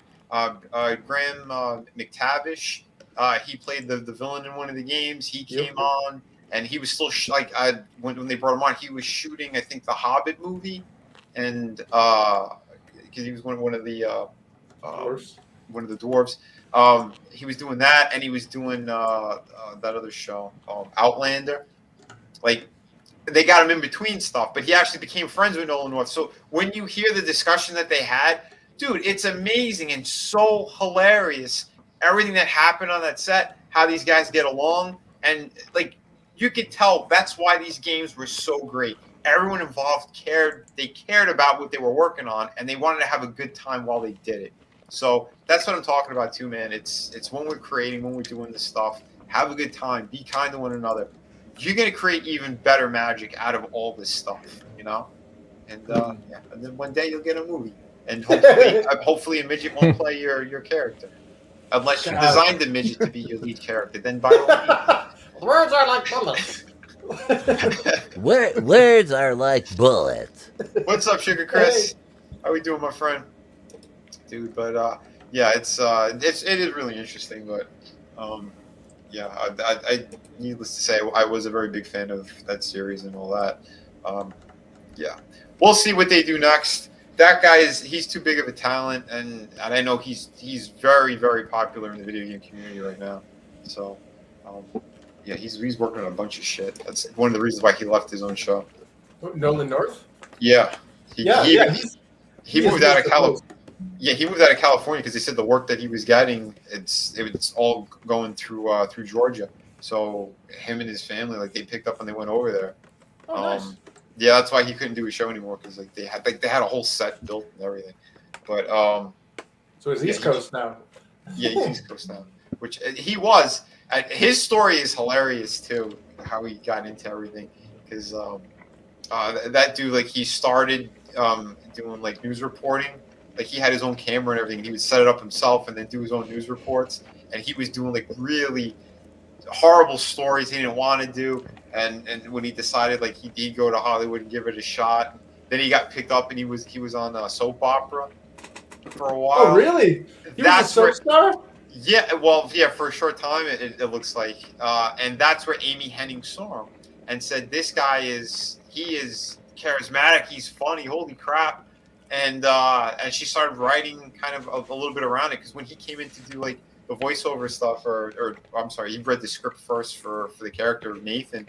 She started tailoring everything to him. She's like, "No, this guy he's too good." So yeah, it's pretty much his voice. Everything about that character is him.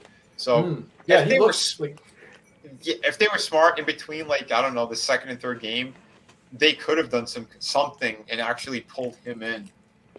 You know, I know a studio wouldn't bank millions of dollars on someone who's a no name, who's kind of up there in age, but he's the character, man.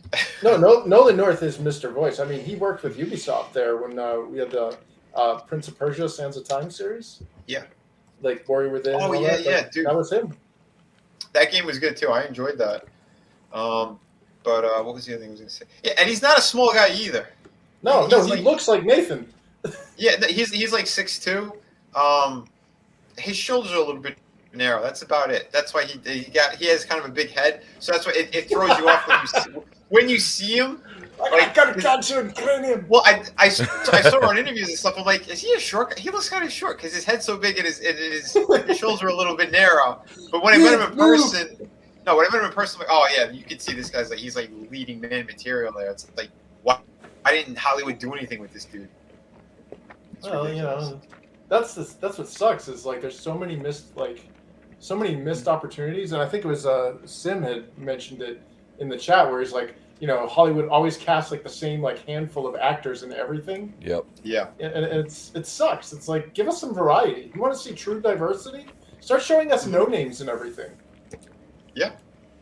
Yeah. Well, that's it. Yeah. Well, why do you think that they picked Tom Holland? Because he's the biggest star right now in Hollywood, which is funny because he's the shortest star in Hollywood right now. And it's like literally, okay, we're gonna put this kid in everything. And yeah, he's good in some stuff, not everything. Sorry. Yeah. But I don't feel so good, Mr. Stark.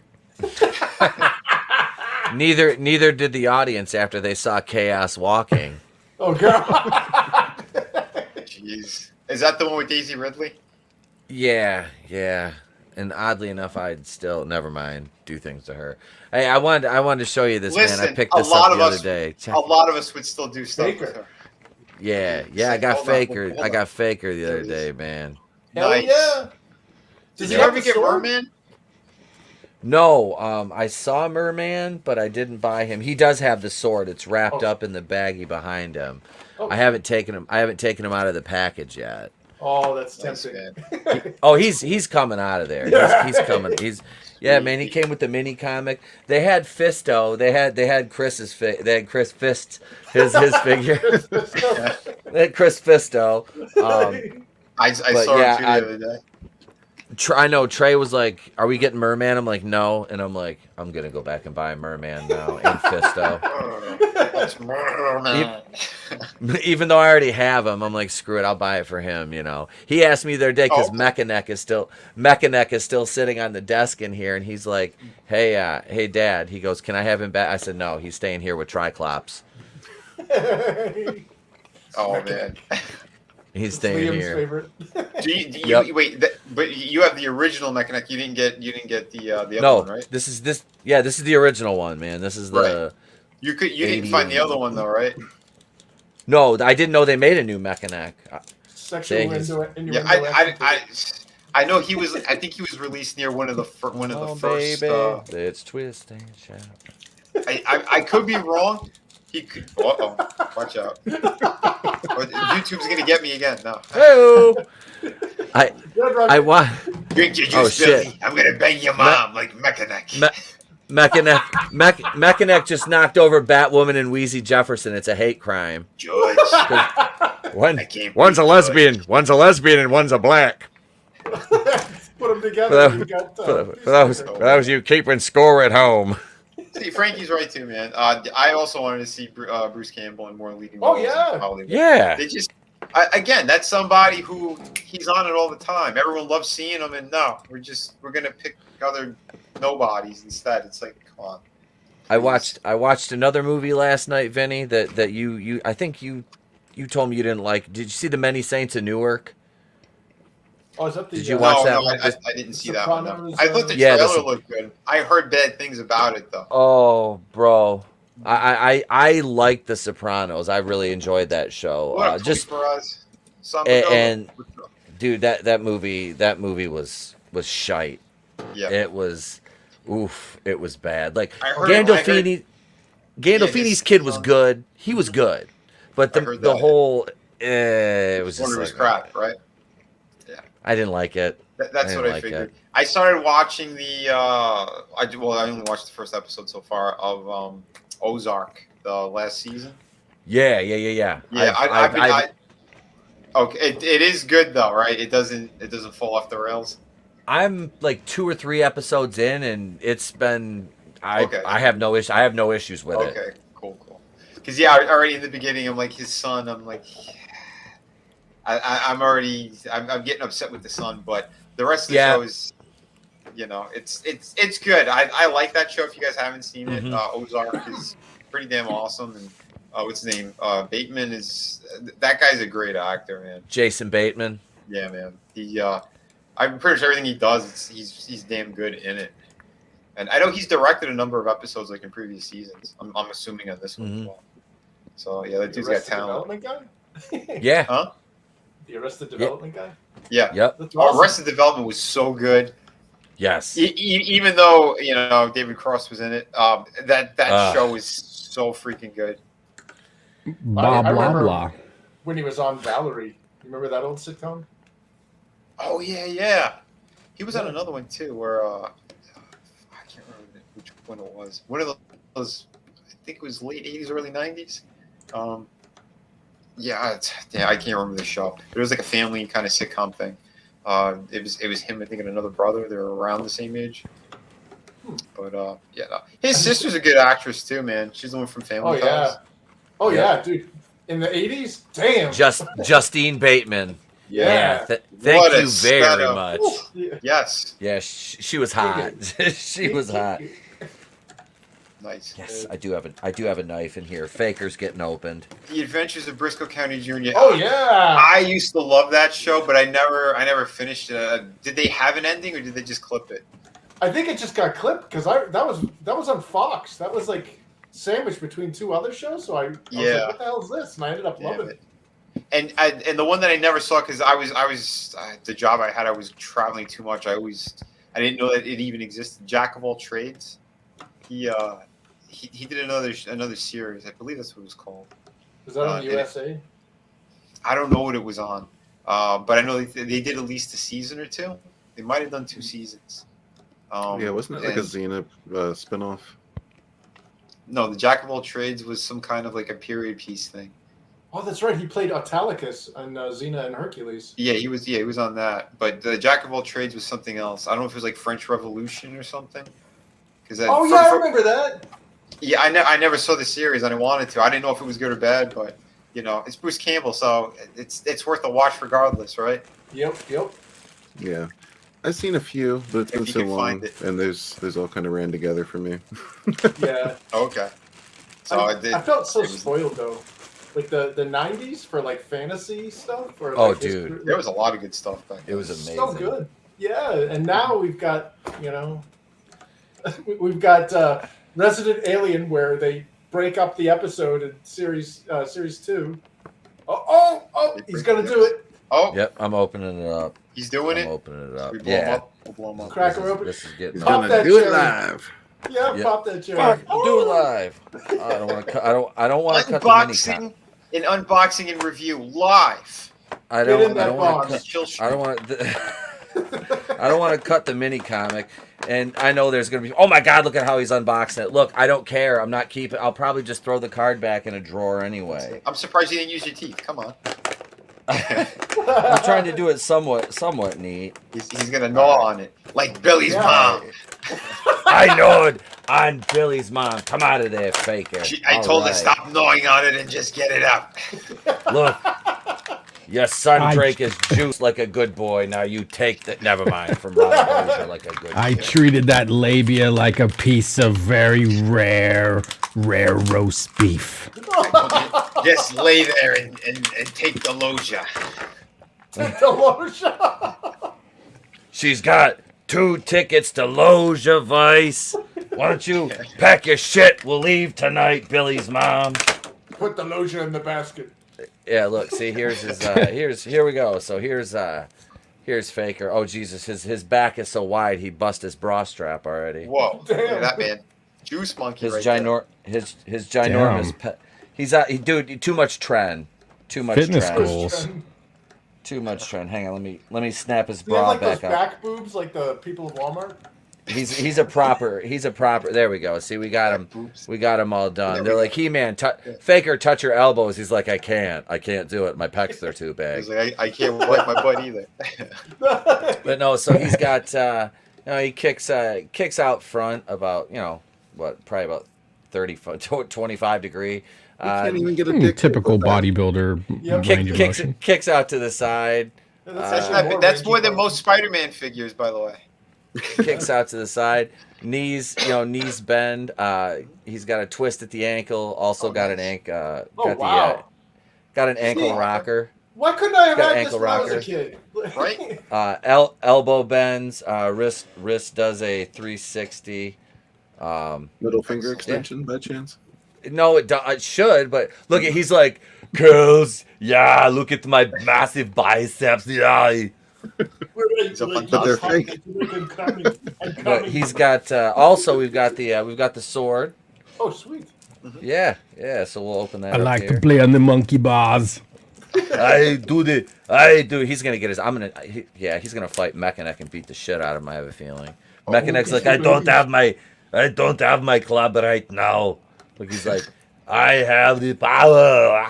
Oh, that's like a complete sword too. It's not like the weird half-C. No. This one, wow. It's Look at that. yeah. So this is it's a nice figure. So it tilts down. Got a nice side to side. That's a great amount of articulation in the head. Yeah, it is, man. This is like I said, this is a nice one. Yeah, I'm surprised. I've been happy.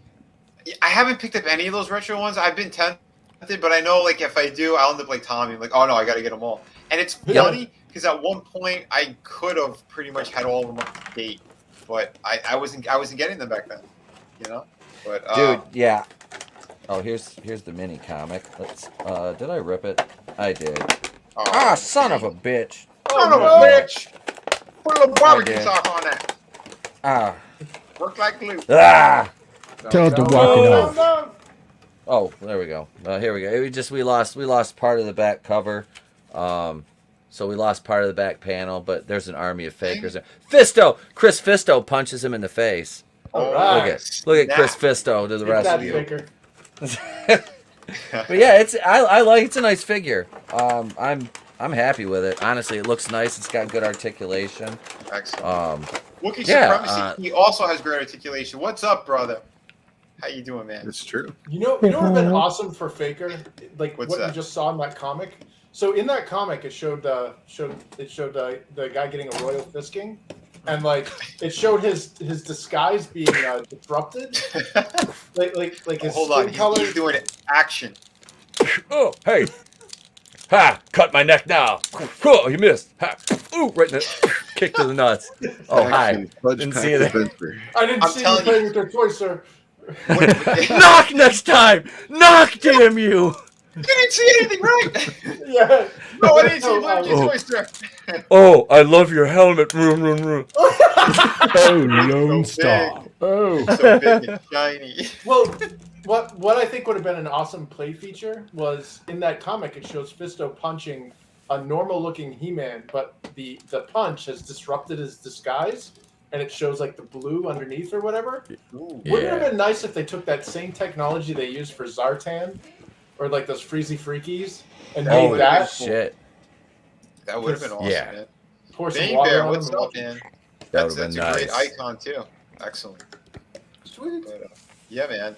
Yeah, dude, that would be awesome. I did pick up the classified Zartan. I think Tommy wants me to do a review on him. I got to do it soon. I keep forgetting. But that's a cool looking figure.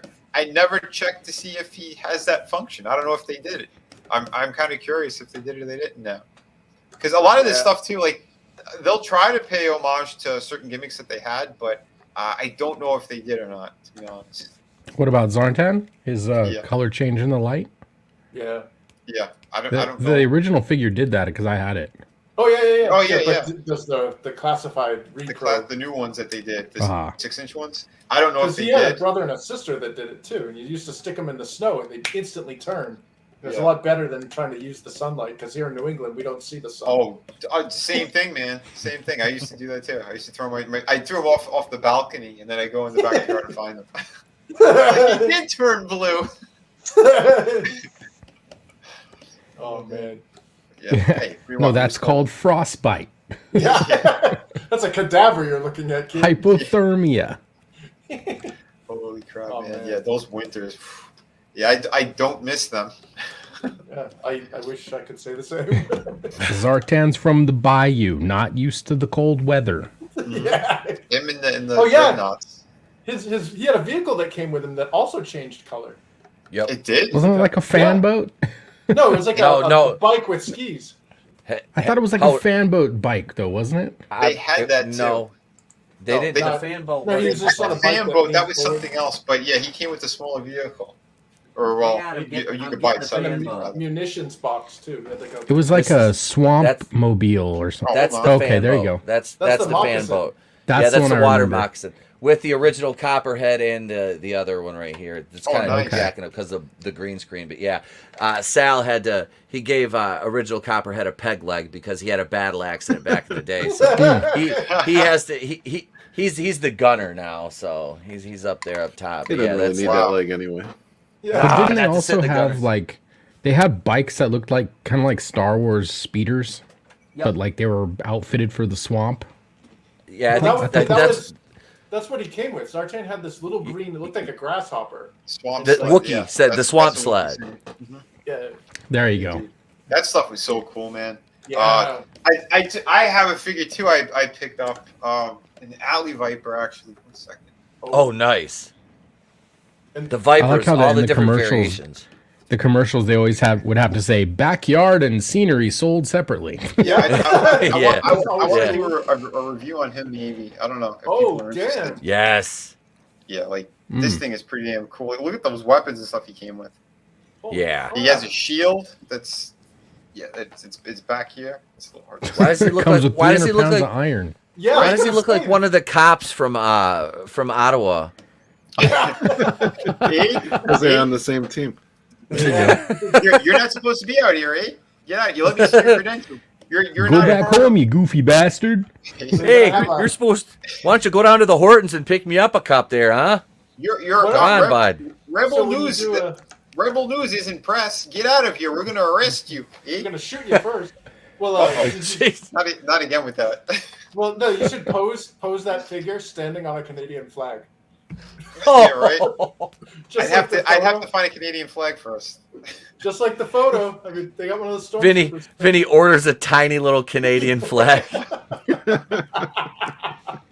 I'm gonna need a 4x6, a 4x6 Canadian flag, 4 feet by 6 feet. No, 4 inches by 6 inch Canadian flag. It's for an action figure project. I'm gonna have some stormtroopers stomping on it.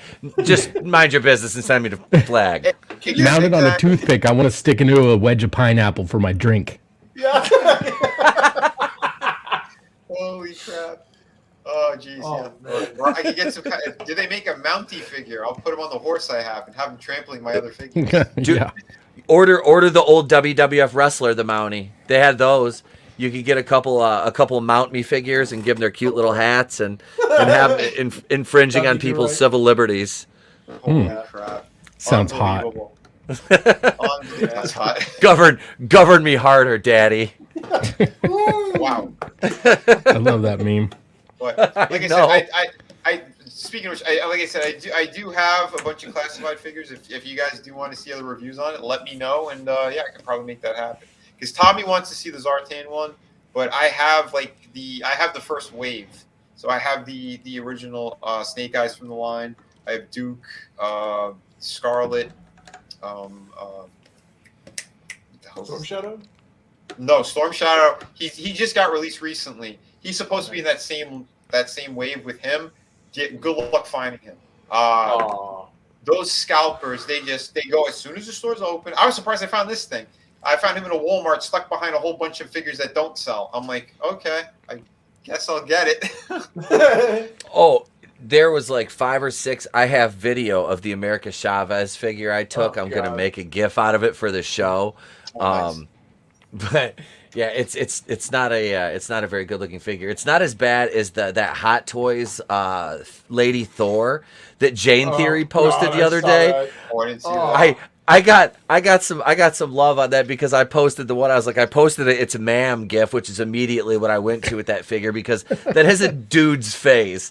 And then I took her and I put a freaking clown wig on her and I stuck it back on there. And like, there you go. That got like 28 likes. I'm like, I just put the clown wig on her. I'm like, she's just carrying on as normal. It's Lady Thor because everybody wants these. Everybody wants these 2014. I think wasn't it the Hot Toys one? That looks, I think the one that Jane Theory posted, it was bad. Let me look it up. Hang on. I don't think it was. This is the original Thor's costume too. Is this it? Hold on, I got Google up right now. Looks like Is they this put the it? Queen's head on Tupac's body. Ethan, just look up. Is this it? You're not sharing anything. I don't see Oh. anything. My bad. Sorry on my end. Wait. Is this it? I don't think so. I think she had brown hair. Yeah, That right there. That one right Yeah. there. Oh, good Yes. God. Yeah, it's same figure, alternate head. It looks like. That's I'm horrifying. here to teach you math. Bam! Holy Look at it. shit. I'd like to speak to the manager. That's terrible. All right, so this is the Marvel Legends then. That's what that is. It's not That's a Hot Marvel Toys. Legend. Right. Okay. Because right I here, was- this is a 1/6 scale figure. So this is 12 inches. This is Okay. one of the third party companies. And you can see that actually looks like her. Yeah, So, it looks like Natalie Portman. It actually looks like Yep. a woman too. yeah. Yeah. Oh yeah, they put her on one of those metal bodies. The one that's been in my other reviews. So it's a silicone body and there's a metal skeleton underneath. So they That's can pretty mimic cool. actual. Oh yeah, dude. I got to figure I'm going to be putting up. I should be tomorrow. a popular movie franchise. I got this awesome character that I think you guys might like. And since they do like the female figures when I do those 1/6 scale ones, so I got a good one I'm going to show. But I don't think this thing is out. But yeah, they gave her a body that has like a rack because she doesn't have one at all. No, she doesn't. No. That's why you can see how flat it is and Just how gross pectorals. this is, how bad this is. This looks really, really shitty. Yeah. Yeah. They didn't even do a wash or anything on this stupid skull No. on top of it. So on top of being a bad design and a bad looking figure, they just Yeah, that's not pretty. That's not. no, it's not. It's pretty. Well, I'm Yeah. surprised they didn't. I'm surprised they didn't make her bigger than Thor. This is Yeah. Listen, this is the female promo Thor stuff. doesn't exist to make you, feel things in your pants. Okay, Right. she's there because she's strong and she's got Mjolnir. Okay, Yeah. Is that like a? Yeah, What happened to him, dude? Is this old? it's a bad Frost How sweaty impression. He looks there. Holy crap, dude! That's the big head you were talking about earlier. That's Holy the shit. Jesus. Dude, his head's tremendous. What happened to this guy? That's all the H. Peter Dinklage's body. That's all the HGH he took to get ready for that Hogan role. Look at Yeah, that, man. dude. That's Oh. a Peter Dinklage body. That's not. Come on. Yeah. He That deflated. Chris that- Shrinksworth. That can't be real. That's got to be a Photoshop. That's Come on. if that's real. That's the worst angle I've ever seen on a picture. No, that looks like Peter Dinklage's body with Chris. Or It they took the is. photo, must be 7 feet tall, and they're like, Yao Ming took the photo. we got it. I This drink is a and I bullet. know things. Yao, can you take this picture, dog? Come on, Yao. No, down here. Yeah, but even height wouldn't change his shoulder width and everything. Like that No. looks like a dwarf's body. That Wow. looks like. Yeah, I'll ruin His your neck proportions franchises are in a off. minute, baby. Because look at him there. Look at him there. He's actually got wider shoulders, and his neck is actually closer to the same size as his head. Over here. Yeah, and then when you saw the Peter Dinklage body one, like his neck was like mine, like a pencil. Oh, yeah, man. Awful. well, I guess that Oh. Thor armor actually added a few pounds, huh? Yeah. I guess It's all so. CG. His arms were CG. I knew it. He's a Is Abercrombie and bitch model. is that Hogan movie still coming out, or did they stop? Yeah. No. They're still working on that, as far as I knew. Oh, okay. Because it was a while ago, man. That's why I'm like, what happened with that? Oh, did you hear, man? Cody Rhodes. Yeah, Yeah. going to WWE. He's going back to WWE. He's sold out. Did he actually leave AEW? Or I thought that was a work. No, it sounds like it really happened. And Oh, he got Jesus. a friend of mine. He's up to date on this stuff. I'm not, but he goes, "Oh yeah, dude. He left because he was pissed off that he's not making the same money as CM Punk and somebody else." And I'm like, "Really?" Yeah, but CM Punk has been in the UFC, man. And got his ass handed to him. And But lost that's every the- fight. But He this didn't win. this is What do you have? One fight or two fights, and he lost them both. this is the thing though. CM Punk is a draw. Cody Rhodes. Nobody gives a shit about Cody Rhodes and his wife Brandy. Like Not at all. CM Punk can work. Like Cody Rhodes at best on his best day is like what? I mean, average. Like he is. He's average. That's If that. all he's ever been. Yeah. His brother's a better worker than him. You know, I Dustin. mean, yeah, Dustin was a hell of a lot better worker than Cody. Gold. Gold Yeah, right. Dust. I watched like back in the '90s when Gold Dust was like basically a grapist. Yeah. I don't understand why they haven't done this yet. How come they didn't do the Macho Man movie? Because his story is really interesting and awesome. Yes, it Bravo, is. yeah. I don't understand why they haven't done this yet. You know, and I'm sure his brother would Bonesaw's sign off on it. ready. We're gonna get Scotsman to do the ADR. Seriously, reactor. dude. I got you for 3 minutes of playtime. E-Tap, bust out yours because his is spot on as well. Oh no! Oh no! Let me tell you something, Hulk Hogan. Oh, it's me, the Macho Man Randy Savage. Hulk Hogan, you're a stupid ready. person. Oh yeah. Fucking. Do the Creed rises to the. You broke me. I wasn't ready. I wasn't ready for that. Okay. coffee. Cup of coffee. The cream always rises to the top. Oh yeah. Did you God ever play Skyrim damn, with that son. mod? Did you ever play that Skyrim mod? The one where they had the Macho Man Randy Savage dragon? Like, the opening scene in that game, I hurt myself. I was laughing so hard. Because, like, they have you where you, like, get pronounced for your execution. And, like, it's all from your perspective. And you hear, in the real game, you hear, like, a dragon echoing off the mountains in the distance. In the modified version, you hear, "Oh, stopping the Macho Madness." It was like, did you hear that? Because then you hear it, "I'm coming to get you because I'm wild, yeah." And it's like, there it is again. And all of a sudden, yeah. And it's like, oh damn! Can I just say something? What's that? I'm never doing my impression again. I can't. In good conscience, can't. Small Town Republic. I wasn't looking at this. I was not ready for that. You knocked him back. You fucking broke me, bro. You blew my fucking beard back, dude. It's like, is it still red? I don't even know if it's red anymore.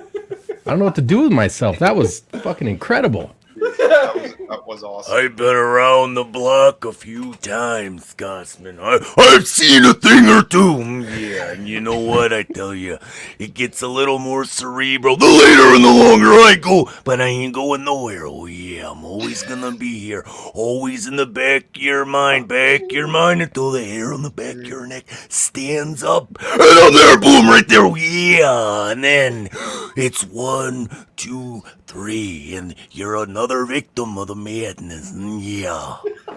Dude, that is you hit everything perfectly, man. Those little fucking hell, dude. I grew up on Macho Man, and that's like, dude, goosebumps. Got goosebumps right now. I only heard two people do it that well. Etep and what's his face? The guy who played Deathstroke. Joe Manganiello. It's not just the tone; it's the cadence. Yeah. It's the acceleration, and then the quiet. Oh, dude, nailed it. What are you saying, dude? The only two people I like do it that well, Etep and him, and Joe Mange. And Joe Mange wants to do the movie on him. He should. He wrote up a little thing too. He's been wanting to do it for years. That guy is a beast. He was way bigger than Macho Man height-wise, but dude, he has the look. He even put on like the do-rag and the glasses with the beard he had. I'm like, oh my god, what are they waiting for? Well, yeah, they're gonna wait until he gets too old to do it, and then they'll be like, oh, right. And then they're gonna cast what's Ratcliffe as him. Daniel Radcliffe. It's gonna be Tom Holland. If I have to come back from beyond the grave because they have some little soy boy who played Harry fucking Potter playing me in the movie about my life. If I have to watch Harry Potter tip his wand and Miss Elizabeth's honey pot, oh yeah, I will climb up to the top of the 500-foot high steel cage up in heaven, and I'll walk up to God and I'll shake his hand and I'll be like I did this with Hogan once, and then he stuck me in the back, Mean Gene. But no, Radcliffe, I'm coming down off the top of that cage with the angels singing, and I'm raining the elbow down on you. Dude. That is so good. So from promotional perspective, does that savant level. By the way, I want to thank Tommy real quick for the $2.99 super chat. I missed this one before. I scrolled back a bit. Sorry, buddy. I don't know what it is, but I'll have to check it out later. It was a fist bump. It's a fist bump. Awesome, man. Tommy's the man, dude. And feel better too, bro. I know he's got a foot thing right now. Hope he's all right. Dude, yeah, man, that was fantastic. Can we get the Macho Man giving to promote the various comic books? Macho Man approves of Through the Woods. Macho Man approves through Shadow of the Kraken. You got to do that. Let me recover here for a minute. Yeah, I know, fuck. Dude, hold on, he's spitting blood. Why do you think I stopped with the Jones stuff? Oh, dude, yeah. The Savage impression's hard to do. Yeah, him and Dr. Death. Forget it, man. You rule. You're wrong. I can't get it out anymore. No, I could, but Yeah. Oh, you're wrong, Rand Paul. Let me tell you something, Senator Rand Paul. no. You think- gotta promote the books. Hold on. Share All screen. right. All right. Yeah, share the screen. Here we go. If you don't log on to Indiegogo and support Shadow with the Kraken by Vinnieart, let me tell you what. Let me tell you something. You will never know how sweet it is to see that pirate booty. Oh yeah, there's pirate booty. There's violence. There's mystery and there's mysticism and there's intrigue in the story, like the which you've never seen before or never see again from the madness. That's only if you back Shadow with the Kraken on Indiegogo from one of the most dependable creators in the independent community. This will be a 6th campaign he's got to fill. Oh yeah, and he'll fill this campaign and then he'll fill Billy's mom. Okay, Thank clip you, it. Pete. Clip it. Dude, Save this. that We're was gonna awesome. put So, some buddy, we gotta images with snip, that. we gotta snip that, and we gotta use that promo. Yeah. I like the touch with the hands as well. You got the hand motion. I as well. have to do like, because he was always like moving his hands, and I have to. It's like, Oh yeah, he like accentuated everything with that. Mhm. Oh, dude. And for those who didn't know, this guy That and was cocaine. he was a super talent. That guy, he could have done anything athletically. Oh, yeah. Baseball, football. He was Yeah. ambidextrous. They said as well. He switch hit. He could do anything, man. And he always just kept excelling. That's why I said, man, if they ever do a proper movie or story on his life, like they should do it sooner rather than later. Because it's a missed opportunity, man. I wonder if they'll have his origin That was a story. legend. Like the, Huh? Scotsman and I have his origin story about a certain prolapse. Apparently, he spoke with a British accent before the prolapse. Oh. Hello, my Truth. name is Randy Pulver. Listen, and if the Very third posh. party, if the third party company ever makes Bonesaw, I would totally get him. Oh yeah. Hey, we got Pete here, so like it'd be perfect, you know. I love your outfit. Did your husband get that for you? Oh, you know, if that goes on Disney Plus, they're gonna have to censor that part. Oh yeah, you know they're gonna Yep. cash that clip. Which, again, it was How so dare- hilarious. How dare you be so homophobic, Steve? Unbelievable. But yes, no, everybody do. Thank you so much too, man. And Pete, yeah, thank you for ripping up your throat to do that promo. Yeah, man, no problem, brother, no problem. Now, Amazing. clip that and make it worth. I'll do one of those for all your campaigns. Oh, dude. Well, like I said, my campaigns are always ready to go, but I don't know if your voice is, so I'm not going to put you on it right now. But at some point, yeah, we'll do the other ones as well. Yeah. Through the Woods hardcover collector's edition. This is a supernatural story. I don't know much about it because I haven't backed it yet, but I'm going to because I don't think I want to miss out on this adventure. Oh yeah. Dude, beautiful. Yeah. Like I said, don't hurt yourself now. But I'm not even going to do any pitching because that was enough, I thought. And so, guys and girls, jump on it. You don't want to miss out. Beautiful story. Also, like I said, we had City of Venus. Sequel's going to be coming after I'm done and fulfilled with the pirate story. So yes, the next one will be City of Venus 2. Yeah, so definitely jump on it. We have the art books. Sign up for Bonds. Bonds 2, the Cursed Child. I got to give a little shout out there for Nerium. So yeah, the sign up just started. So yeah, make sure it happens properly. Infinitale Chronicles, again, go down here to hit the actual link that takes you over to the to his blog page too, where he has updates on the campaign, beautiful artwork from the next one that's coming. This thing looks absolutely gorgeous. I love it, man. We also have Wonder Island by Liam Gray and Yuka Cross, a beautiful project for all ages. If you're into it, if you like Zelda, Celtic lore, stuff like that, it's a fun book full of adventure, action, fun. This thing is it's a beautiful book. And this thing is it's going to be over 100 pages. Absolutely amazing. And don't listen to other ridiculous people who are trying to do copyright infringement on him by putting his characters and shit on. I mean, sorry, for the bad people who are doing stuff like that, why don't you put a Marvel or DC character on your book? Why don't you do that and let me know how it goes before you start trying to fling shit on other creators who are just trying to protect their properties, you leeches and scumbags. But yeah, we have good people here with amazing products. So check them out, support them, and don't drink Kool-Aid from nasty people, especially if they're from Jersey. It's disgusting. We also have Sunsworn, Wings of Vengeance. Red, you want to tell people about this? Go for it, brother. Let them know about the I think most folks know, but yeah, it's going to be winding down here shortly. I put more of the Edge of Annihilation novels on the campaign. I think there's about 7 of those left. So hop on that if you haven't already. Also throw up digital tiers for the novel as well, just in case you don't want to go too far out of pocket. That's there for you to pick up. That'll come with a visual companion as well. But yeah, this is the first Sunsworn comic. I think it came out pretty fantastic, and it's a nice visual journey into the world of Sunsworn. So if you're not familiar, Chris Fisk says this is a great jumping on point. So, yeah, you can grab the novel as well. So, yeah, please do jump on. If you want the physical copy of the novel, he only has a few of them left. He's got about 7 of them left. I highly recommend it. Also has my cover on there. So, yeah, grab it, snatch it up. Red needs to do voiceover for audiobooks, man. Mm-hmm. Yeah. I'd buy every one of them. I still haven't done my own. But when you do, everyone's undies are going to be just, they'll be drenched.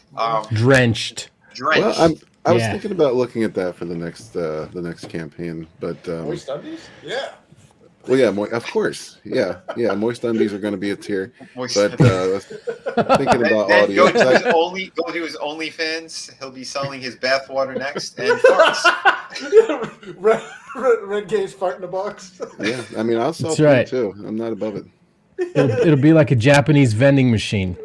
Oh my! I mean? And we're only $100 away from 16K, so thank you very much. Oh wow! Yes, perfect. That'd be great. Let's see that happen. If you guys can do it, 16. Yeah, if you haven't yet, do it, because Red is an awesome creator. He's been there for so many people as well. If we could, let's push that. Let's keep pushing it and making sure it happens. Shadow of the Kraken, and I'm less than 200 away from hitting 19. So let's get those 2 books definitely to the next mark. And where's Chris at over here? Oh yeah, dude, and you're pretty close to hitting 6. So why don't we do that? Why don't we help out Chris some more? Because Chris delivers in spades. Everything he does with his projects, it's above and beyond. We're learning from him. They called me the fulfillment king, and I'm like, oh, bro, that looks cool. Or how'd you do that? That's why we have the acrylic standing now. It's because of Chris. It's beautiful, man. We're studying the way of the Fisk. Please, he's got it. Yeah, I'm also working on, I don't know if I can get that in the shot very well. Oh, nice. But, trying to get Amiibo. So, again, the light's blowing it out, but it's a little nice recess in there. I put an NFC chip in it, and bam, we've got ourselves a game playing piece or that's amazing. Little bio or something. Maybe even the digital edition PDF. I don't know, but something I could put in there. Dude, hell yeah. That's what we want, man. We want cooler stuff, and Chris is definitely giving it to you guys. So, get Fisked. Royal Fisking. Do it today. Get one for each hand and get double Fisked. Yeah. Do it today, and you're gonna make Billy's mom very happy. Billy, your mom got double fisked. How about that, huh, Billy? You like watching your mom get fisked, Billy? Drink the juice. One in the pink, one in the stink. Whoa. All right. And on that note, Billy, drink your juice and send your mom my way. Everybody, thank you for being here tonight. You guys and girls were fantastic. You guys all rock. Keely Chow, Frog G, so many great people in here. Sugar Chris. Yeah, he wants to see a Macho Man movie as well. Iron Sheik. Oh, yeah, dude, that'd be cool. Anyway. Small Time Republic, Frankie Knows, Samba Gogo, Bane Bear, more of a newer person, and I'm happy you popped in here. Thank you. Wookiee Supremacy, Mogwai Centurion. What else we got? We're going here. Sim, It was great seeing you tonight too, buddy. Yeah, man. I think he's got a sign up page too. I believe, right? Did it launch yet? The sign up page to Tales from the Natverse too. Yeah, did it? Scotsman, do you know? Yes. Okay. Well, then head over to Sims Twitter and go, or everyone has the link. Definitely, you could drop it in there. Sim's doing 1,000 things at once, man. I can't keep my know. fingers on any of it. All I know is he asked me to color something, I color it. You don't need fingers on it. What you need is 24 eyes. Hail, brother. Again, thank you for being here. Sorry, I had to do it. Like I said, Frog G, he's been dropping links all night too, and it's awesome. Tommy, the Guinea Pig Collective, and also thank you for the $2.99, man. You rock, brother. I think this month I might be getting a payout. I don't know. I know I was damn close, so hopefully that happens. I don't know yet, but YouTube has been strange. Let's see who else we got. We had Adega Outlaw was in here tonight as well. Sam Rogers, Gap. Who else? There was a few more in this. Johnny Cage was in here. But yeah, you guys are all awesome. We had Hex Allen popped in as well. Said Johnny. Brightest Day was also here tonight as well, which is awesome. Yeah, I got to get him on soon. I don't think he's been on my channel yet. And yeah, Brightest Day is awesome. He's a good dude. Mm-hmm. So yeah, we'll have to get him on pretty soon. Awesome one was here tonight as well. Edwin the Ace. He's got to sign up for book 2 of the Ace. Definitely go check it out. He's been on my stream as well. Oh, by the way, I am starting to remove older streams. I'm keeping up a handful of them, or if I had a really big guest or a really great conversation, those will go up. But other ones, I'm going to be removing, just so you guys know. So if you haven't seen the stream, I suggest, if you're watching this on a replay, yeah, these aren't going to be up long. Maybe every week I'll start dropping out like the previous week, because I want to keep the channel a little bit more clean and less likelihood for YouTube being assholes towards us all. So yeah, super fan Adam Strahan was also in the house tonight as well. Great guy all around, and yeah, he usually pops up on our streams as well on ETEP's channel and on Tony Tone Deaf's. By the way, Tony he couldn't make it tonight either. He was supposed to be in here, but he was feeling under the weather. So yeah, well, maybe we'll get him for next week. Yeah, Pale Rider was in the house as well. Like I said, we got the best fans here, the best people in chat all over the place. Spike 220 also was here. Boy, yeah, the chat's been very active tonight. Sorry if I missed some comments and things too. Like I said, I just want to get the conversation. That's kind of how it is. But if you want to drop a super chat, you're always welcome to do that too, because you guys and girls rock, and I appreciate any and all support. So hell yeah, man. Yeah. Also starting a 6-page short story for Grave Robbers. Oh, nice. Oh, nice. Way to go, Sim. Awesome. And yeah, man. Long Shadow. You can also back that. Yeah. Chris has got. He's backed so many great books. Excellent stuff. But anyway, thank you so much, everybody. You can find everyone in our Twitter handles, the stuff you see up here, all these great people. Head on over to everybody who has a YouTube channel as well. Subscribe. Yeah, Chris, you guys know he's here all the time, but go ahead, let people know one more time. Sure. You can find me on Twitter here at Infinitale Comic. And we're getting close to 700 followers, so that means another giveaway. Most likely it'll be another holo card, just like the previous at 600, which was the Nerium card. I still have some of those left over. In addition to that, you can find updated or recent updates or whatever on the project at www.infinittalechronicles.com. And yeah, you can basically catch me on here Fridays and Sundays. So. Excellent, man. Yeah, dude. Yeah, you're always welcome because you are just a stand-up dude, a great guy, and a good friend. So hell yeah, man.